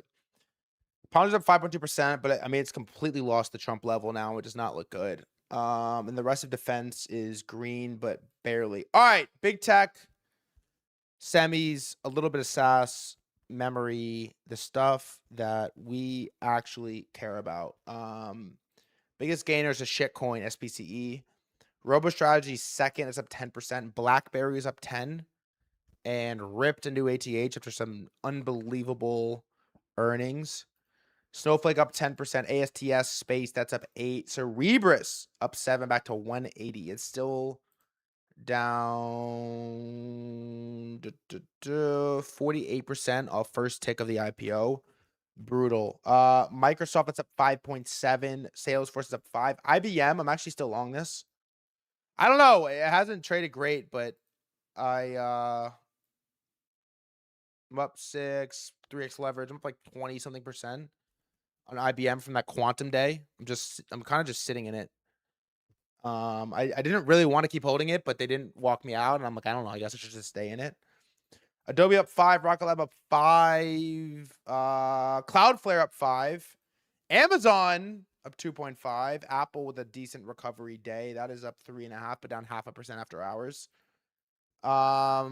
SpaceX wanted to look interesting today. It wanted so bad to get interesting today, and I think it maybe does get interesting above like the 65 range, but as it currently stands, not great. This is where things get a little bit scary. Okay, this is where things get scary. Nvidia down 1.6.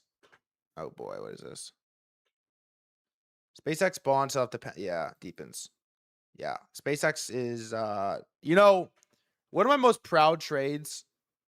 This is gonna sound ridiculous. One of my most proud trades was round tripping $65,000 on SpaceX and not losing money on it. Just selling it and saying, I missed it. I played it bad. I missed it. I'm done. It's one of my most proud trades. I'm being honest. I said, dude, you gotta let it go. You gotta let it go. You gotta let it go. You gotta let it go. It is what it is. You made the trade. You fucked it, but you cannot turn it into a loss. I let it go at like 87, bro. 187.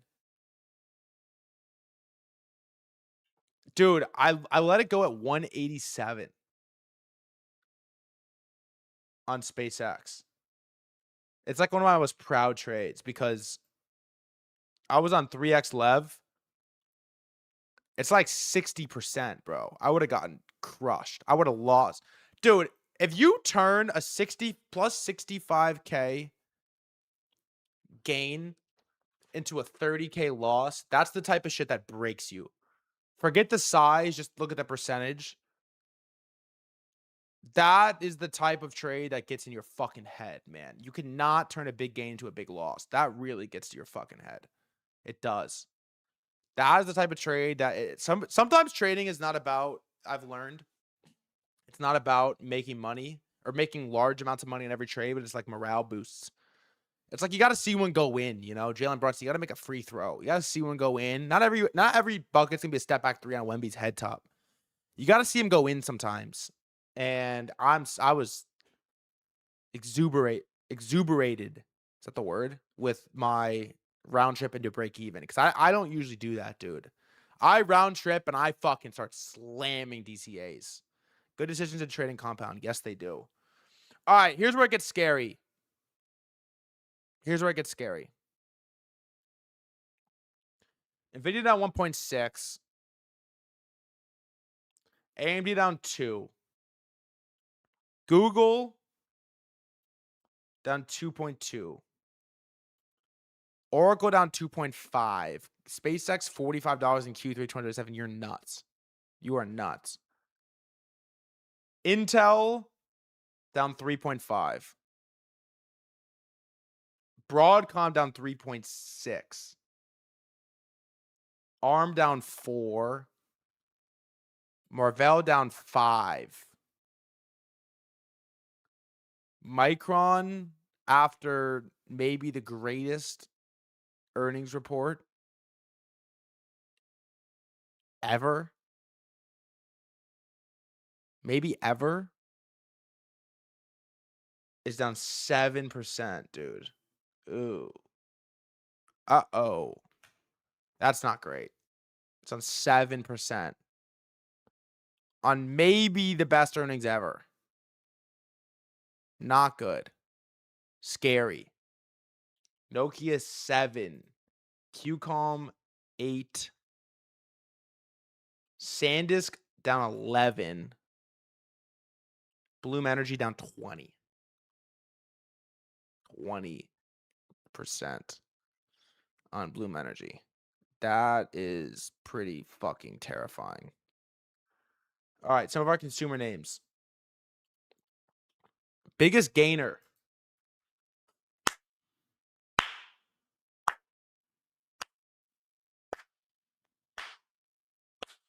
From the depths, if there's a will, there's a way. AMC plus 15%. Thank you very much. Butterfly makes the chips for the Midjourney sauna thing, scanner thing. That's up 10. Figma 10. ServiceNow 10. StubHub up 8. Eli Lilly, Ripper. There was a clear rotation that happened today, I think, to Bio. That's up 7. Circles 7. Zeta 6. Reddit 5. Hood 5. Hims 4 and looks very good.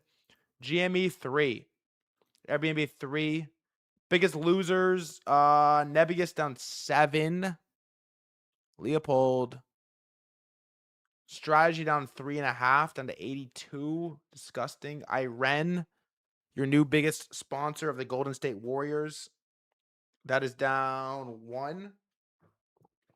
Nike is flat. Let us add a couple names to this list. Let's add Wendy's. Does up. Not bad. Up 6. Yeah, not great. Up 6 and yeah, that's mostly it. All right, crypto IRL real quick.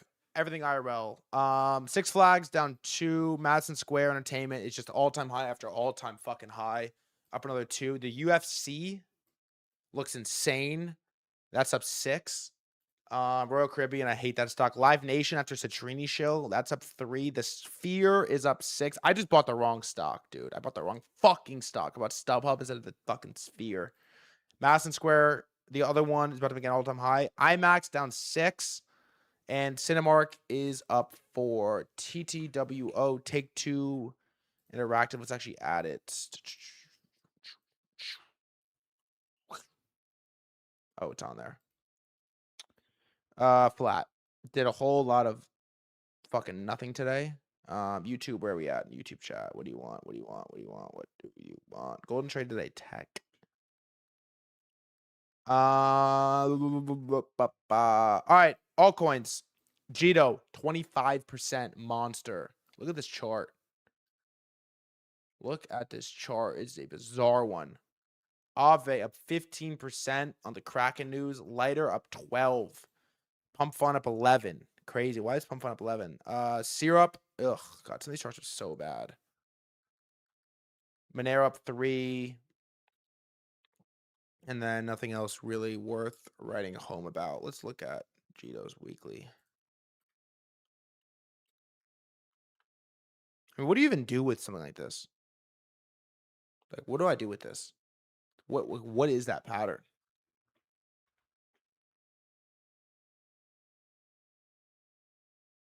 Long to ATH. I mean, it wouldn't even look right. Looks like a Stegosaurus, dude.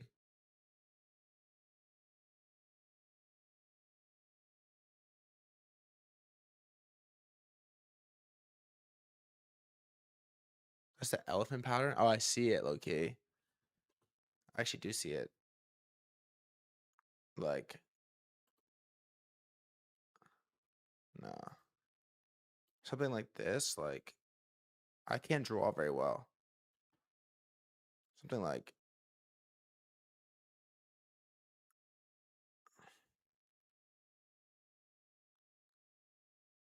fuck.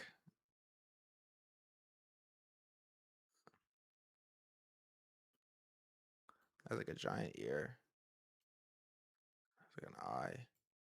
And it has like a.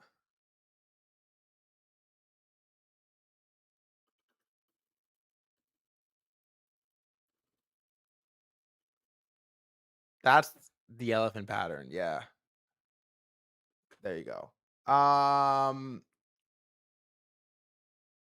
here's our robotics bottlenecks all done like 3%, something like this. All right, let's check on chain real quick. Do I dare? Oh man, it is such a Friday today. Cards 66 mil. I'm gonna give you a hot take. Y'all want a hot take about our latest card shill? I'll give you a hot take right now. I think Arthur Hayes is good for crypto. Arthur Hayes is good for crypto. And I like the fact that Arthur Hayes and his fund are buying tokens on the liquid market. In particular, on-chain tokens on the liquid market. And does he like tweet about him a little bit annoying? And is he like not the cleanest holder? Fine.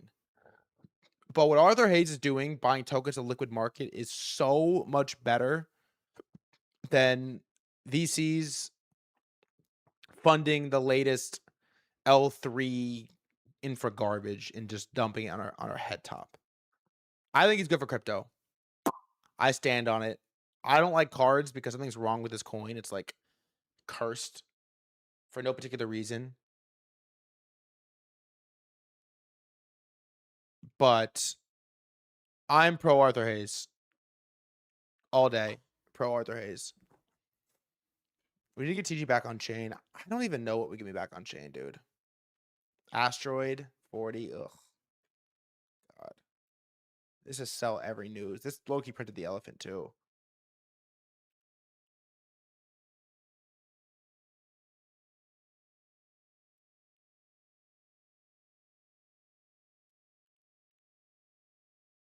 This is a sell the news every candle.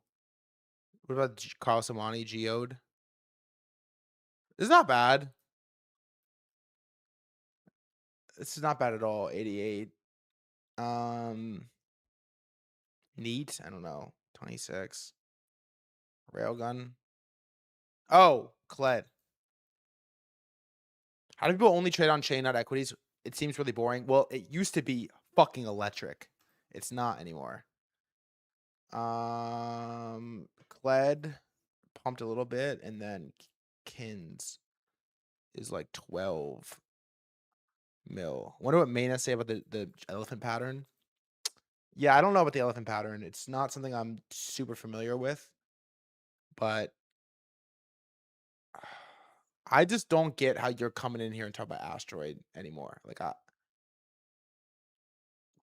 really don't get it, the asteroid thing. Like I've tried to make sense of it. I really have. I mean, Quant's in here. He knows. I really tried with an open mind to make sense of the asteroid thing. I really did. I tried to hear him out. I tried to hear Cordy out, and I tried to hear and like listen to yourself. In 2024, this is 20B. Brother, it's 2026. You know? And by the way, no the fuck it is not 20B in 2024. No way. No way. No way is it 20B in 2024. You are nuts. GOAT was a $1.5 billion topper. There is no chance it's 20B. It's not even a fourth of that. I mean, it's maybe 100 mil in 2024. So, all right. You know what I want to do right now? You know what I want to do right now is I want to watch Ansem clips. That's what I want to do.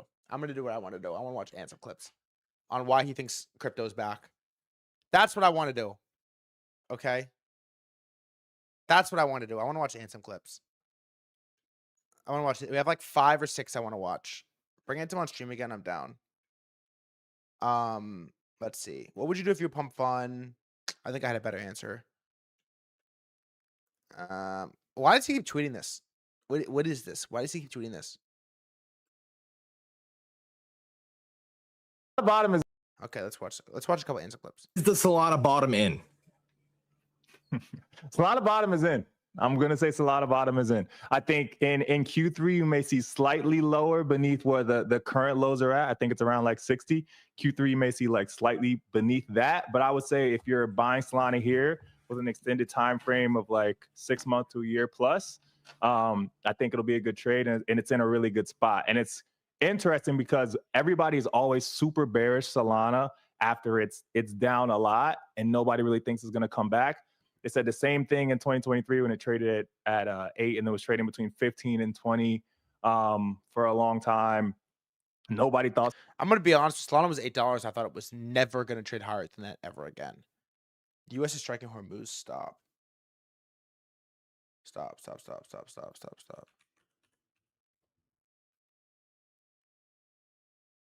Oh my God. Give me a fucking break.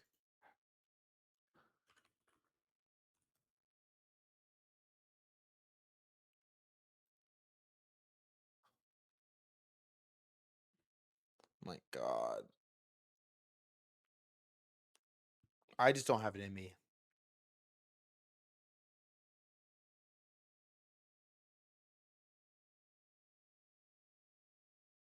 Oh, I want to do it so bad. I want to do it so fucking bad. Calvin for...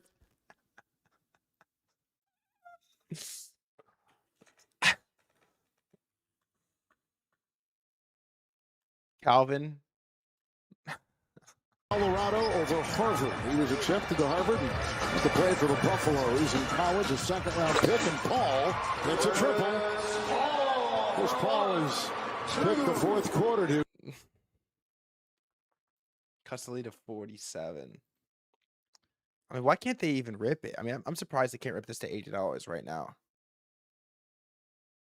I'm shocked, actually. Solana was going to come back then. And it's kind of in a similar spot now where Solana is at like 66, hit $60. It's been outperformed by Hyperliquid and a lot of other stocks and other assets.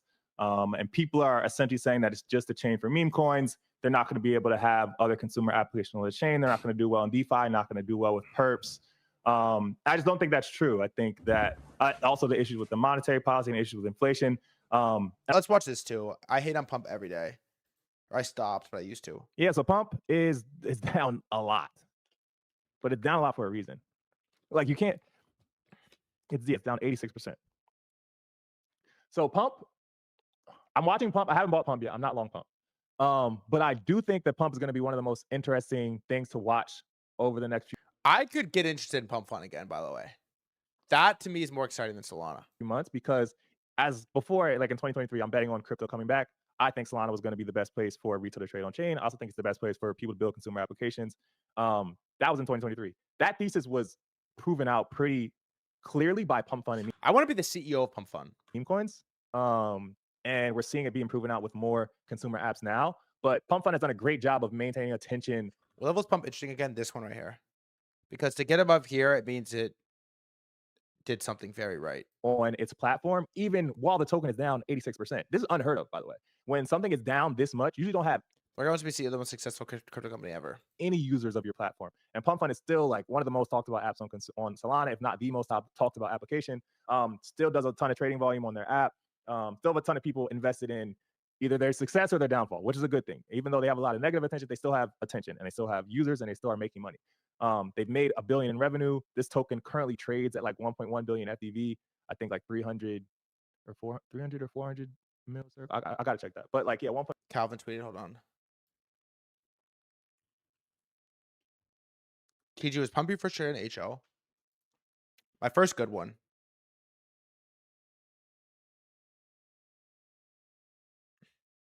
Same story every day in WTI. Overnight selling rally during business hours.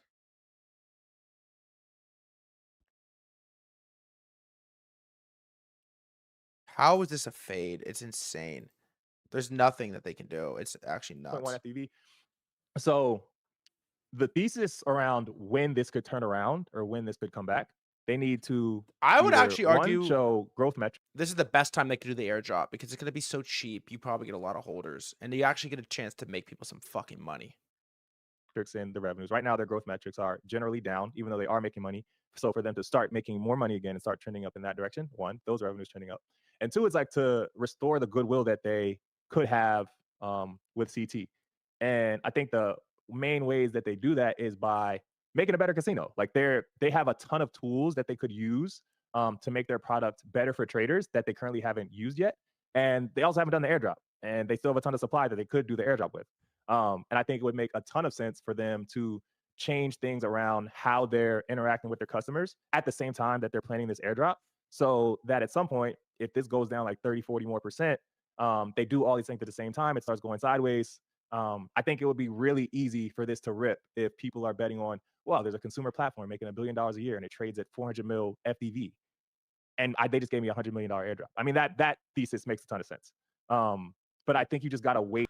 It's unfortunately the roll bit of this era For some things to turn around, or from a technicals perspective, I mean, it looks terrible. I mean, it's just continuously making new lows. If I was going to try and buy this, I probably would wait until like, I wouldn't try and knife catch this. I think it's just a waste of time to try and knife catch it. You want to wait for strength. It's the same level I just fucking laid out, Quant. At least with Solana, you have like an established range that's been trading out. It hasn't like broken beneath yet, but yeah, for pump, I have alerts set on it getting a back above like 17.0017. Never mind. I lied. Yeah, I have like an alert.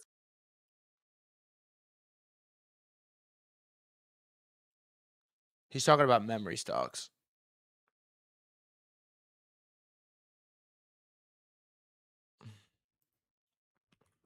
This was really helpful, big bro. Thanks for the vague post.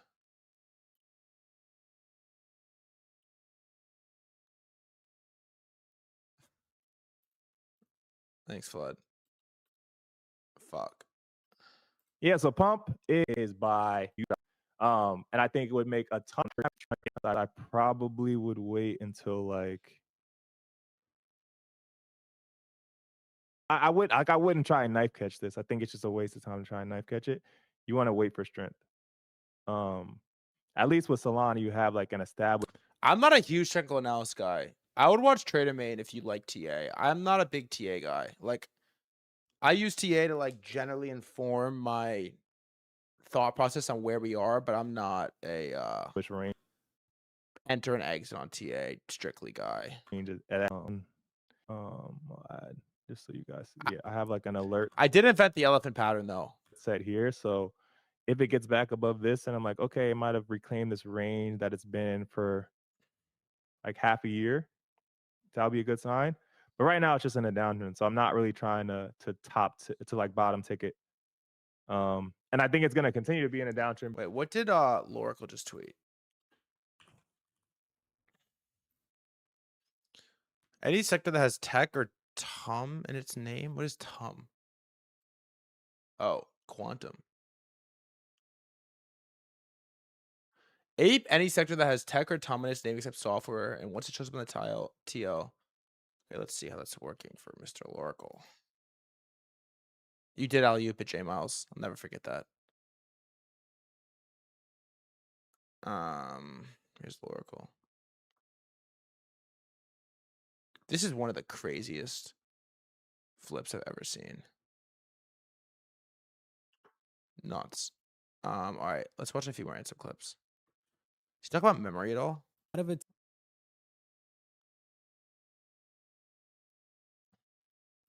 Do you own, how do you feel about Bitcoin? How do you feel about crypto? Ansem. This is old. He is long Bitcoin. A lot. I like Kantara. I think I like how, you know what I like about Ansem, by the way? Like I'd be like, I invented the elephant pattern, but I don't know what it means. You know what I like about Ansem is he actually tries everything in crypto. Like I don't even know what this is. Yeah, I mean, I feel like I've talked about Kantara a lot. I like Kantara. I think in crypto, it's rare for a crypto game to have consistent usage over time and people actually paying for things in game, which Kantara does have. I think right now. Do you ever take out memory, like Micron or something? So this is a chart of Bitcoin against MicroStrategy, like the pair. I think that their premium is going to collapse. I don't think their premium is going to come back. I would be very surprised if the premium on MicroStrategy comes back. I would be extremely surprised. There's just like they've lost so much, I think, confidence in their ability to navigate the Bitcoin markets well. I think Anthem's dope. When I found out a couple months ago. What the fuck's he know about memory companies? What is it? Britney Spears. I think Britney Spears is dope. Lady Gaga's dope. I like some of her songs. What the fuck does she know about cameras? And it doesn't make sense for you not just to buy Bitcoin directly. It makes literally no sense for you not just buy Bitcoin directly. It's super easy to buy. When they first started this whole Bitcoin treasury company thing, it was less easy for people to buy. But with how many ETFs are live, it doesn't make sense. I want to watch one more clip.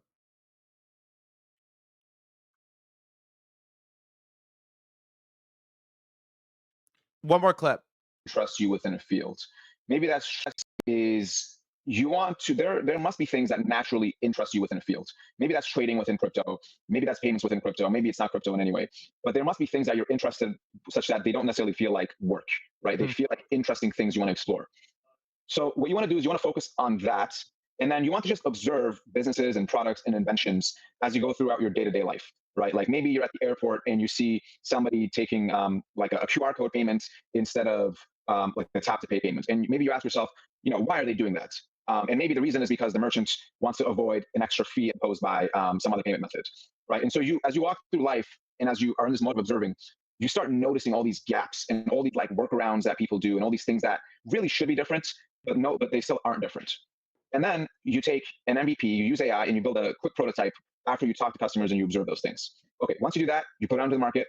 All right, that's super relevant to what we're talking about, but cool idea. Now, this is relevant. Socks. Head and Shoulders and failed breakout. Ooh. Koreans are in trouble now after yesterday's session. Core rose from 30 to 1,300 over the past year on record speculation.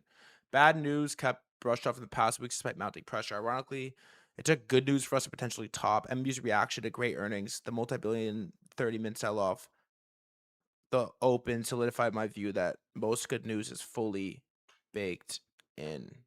I've been trading pretty defensive recently, and I felt kind of bad about it as I watch things rip higher and higher and higher and higher.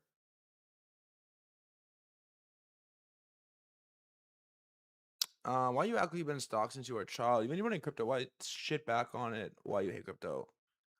I just think it's a really bad take to ask me why I hate crypto or like why I'm mean to crypto. It's like a very I think it's an insecure take because it comes from a place of anger. Probably with the idea that I used to have, which is that you made your money in crypto, so you can only make your money in crypto. I just don't think that's how the world works if you're good. And I want to just trade what's interesting. I just want to trade. I really want to trade. And so I figure like, okay, if you could make money in the wild, wild west of crypto where everything's a scam. Like imagine this crypto setup. You made money in crypto. Okay, cool. Over the last 5 years, every token except like 3 of them have been a massive scam that raced to zero. And even the 3 that weren't a scam, ETH, Solana, and Bitcoin are all down 60% off the highs and are like blowing up in their own facet. So you basically made money trading some of the worst, most dangerous assets of all time. It's like imagine walking through a field, a minefield, and you're buying these mines. Every one of them is going to blow up. They all have a timer. It's racing to zero. You have no idea how much time is left on the timer, but you have to hold it in order to make money. And so if you can make money in these conditions, some of the worst assets ever, no regulation, infinite ways to get rugged. You buy a successful app and it gets acquired. Yeah, bink, cool, you lose. Token goes to zero. You buy a successful token, does a ton of revenue. Yeah, cool, bink. They care about the equity, not the token. It's like you have infinite ways to lose. And if you made money in those conditions, why would you not be able to make money elsewhere? I think people have it backwards. It's like, oh, you made money in crypto. How would you ever be able to make money in like big, scary stocks? I'm like, bro, big, scary stocks. You're talking about the regulated United States stock market where everything goes up only. And people have made money for the last 25 years by putting money in their 401k 401k accounts and in their retirement accounts, just adding, buying every dip. It's like if you could make money in crypto, where almost everything is a scam, theoretically, you should be able to make money elsewhere as well. And so I love crypto. I fucking love crypto. I deeply believe in crypto. I think crypto rails are superior to traditional financial rails. I think Hyperliquid is one of the greatest financial products that's ever been invented. I think stablecoins are going to make life incredibly easy. I think Bitcoin is the greatest asset ever concepted. And I think in a lot of ways, there will be a time where your ability to access or not access crypto is going to actually be life or death for your finances. There will be a time for this. The same time when you realize you should have had 3 visas, which I don't, you're also going to realize you should have some fucking Bitcoin or some Zcash or something. And so in many ways, Bitcoin or crypto is one of the most important asset classes ever. And it changed my life. I mean, how often is an entirely new asset class concepted from zero? It doesn't happen. It's not a thing that happens. You don't just like create a new asset class that also serves a purpose. And so I love crypto. I have deep emotional attachment to crypto. But in a lot of ways, I feel like crypto has largely served its purpose in the world.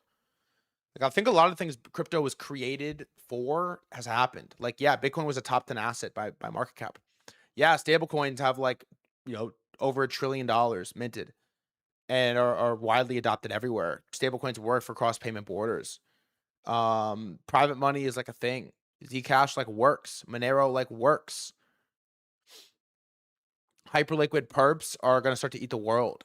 Like, a lot of ways I think crypto rails, number one, served its have been thrown into the world and they're serving their purpose. Number two is like, I think in a lot of ways, crypto was like an idea for the world. It was like an alternative mental framework to value assets. It sort of like was the straw that broke the camel's back on fundamentals being the only thing that matters, the only way to think about asset valuation. Like in a lot of ways, I think Bitcoin, the reason, like we talked about this before, but why did so many really smart people get one-shotted by crypto? It was like they couldn't understand the idea that a fundamentally unproductive asset could be worth so much money. How could something that produces no direct economic value to the world be worth $1.5 trillion? How is that possible? And so many smart people had their brain broken by this, but it's the money of the internet. It's like the new generation understands this inherently. And so I think in many ways, crypto served its purpose and like did its thing, did what it was intended to do. And I think that there will be a day that we will be really happy we have this deep crypto education and we will trade crypto more than stocks at some point, I'm sure. But I just want to trade things that go up and down because I think I'm really good at it. I think I'd be great at it. It's never been my number one focus. I've always focused on content more, and even now I still focus on content more. But it's gotten a lot more of my attention recently, and I think I'd be really fucking good at it. And so, if you are like an athlete and you like live in Brazil and you dominate the Brazilian league, it's like, bro, you need to go to America and play. Not because fuck Brazil, but because you got to go where the talent is, where the scouts are, where the infrastructure is. You got to go where they're at. You have to. And if like in 2 years the Brazilian league is fucking popping again and it's hot, you'll go back to Brazil. But you got to go where the motion is. You have to. You have like an obligation. Not everybody will, but you got to follow the money. I want to follow the money. I want to spend the next 5-10 years chasing the hot ball of money around. Wherever it goes, I want to go. And if it's in robotics and if it's in AI, wherever it is, we're going to go. I think the biggest misconception is that you have to be loyal to like whatever. It's like, oh my God, what does Andrew Kang know about robotics? Look at this crypto grifter going to robotics. It's like, actually, Andrew Kang made like generational robotics investments. And he's the one that saw the vision and now he's going to lead it because nobody else wants to fucking do it. So what does he know about robotics? I don't know. Knows enough about robotics to invest in Figure 100Xs ago with size. Right? What does he know about? It's like, there you go. And so people always do this. Crypto is so cynical about this. Like, oh, what does so-and-so know about whatever other asset? It's like, I don't know. He's fucking there and he's doing it. And that's how I think about our journey is like, man, I think we can be really good at this. It just might take a while. It just might take a while. I think we can be really great. The people that watch, and bro, there's 172 people live on Twitch on a Friday in here listening to me talk about markets. It's like, I think you can be really great. I think this community can be really great. I think the pit can be really great. It might take a while. It could. It could take a while. But, you know, I read this article yesterday, and it's like, people severely underestimate how much you can get done in a couple years in America or on the internet. Severely underestimate what you can get done in a couple years. Really. Like, most of your problems can be solved with, like, not that many hours. And I look at our ability, and I look at how much, you know, we talk about stocks like it is our... It's like, man, we talk about stocks like we've been doing it for like 5 years. And we started covering this like a couple months ago. And so it's like I watched a lot of other guys that have done it. I think the human condition, especially in this era, terminally online and you dopamine now, hey Frank, severely underestimate what you can get done in a very little amount of time. And so when I see people like, oh, you know, the crypto crowd like get angry at people going elsewhere, it's like, brother, we're here to follow the fucking money. If it's AI, we'll trade AI. If it's robotics, we'll trade robotics. If it's photonics, we'll fucking learn about laser photonics. We'll learn. It's like we will cover whatever it is we need to cover because I want to make fucking money. And I think we can be really good at it. It just might take a while. But what the time's gonna pass anyways, man. The time is gonna anything but oil. You will not find me trading oil. Fuck commodities. But the time is gonna pass anyways. And I don't know, man. I just look at it like, why not? Yeah, why not you, man? If not me, then who? If not now, then when, brother? I leave you with that. It was an electric week. We are in a weird spot. If there was ever a time to pay attention, it's right now. Micron with the greatest earnings of all time, and it is down 7% on the day. So it was a Friday ass stream. It was a short stream, but I get to do that on Friday. I don't have to wear a suit jacket, and I don't have to I get to do whatever I want on Friday. I get to do what the fuck I want on Friday. Every other day, I don't have a choice. But man, I leave you with that. Like, go home, close your laptop, whatever. Sit there and think about it. If you really want to do this, man, if you really are, you know, even if it's not trading, even if you don't want to be a trader, but you're like, I want to be tapped into the markets. I want to build a startup around finance. I want to be literate in this world. I want to understand what's going on. There's all this amazing technology in America right now with AI and space and Mars colonization. Even if you just want to ascend and be around this, whatever, I don't even know what you call it, this like immersion of all of these technologies in these brains and these internet people at the same time. Like, if you really want to do this, even if it's not trading, you want to be a VC, you want to whatever, you want to be around this inertia that has conformed itself right here amongst 174 people. Like, if you really want to do this, man, it's like, it's right there for you. Nobody fucking wants it. Nobody else can focus. Nobody can focus. No one can read a fucking page of a book. And nobody else really wants it that bad. I don't know. I think if you really want to do this, man, the next couple of years, the pit, the stream, what we're going to do, I'll let you join the pit right now. Yeah, fuck that. How about that? I'll let you join right now. You want to join? Come in. Come rock with us, man. Come rock with us. How about that? Come fucking rock with us. I recruit you, brother. I recruit you. Come here. Come rock with it. Trust in me. Trust in this vision. And I promise you're going to be all right. I'll see you on Monday, baby. Have a good weekend. Be safe on Friday. Go out. IRL Max. If you're going to a movie, please go to AMC. If you're buying a ticket for this weekend, buy from StubHub. And I will catch you when I catch you. I'll see you when I see you. Have a great rest of your day. Love you, motherfuckers. Peace.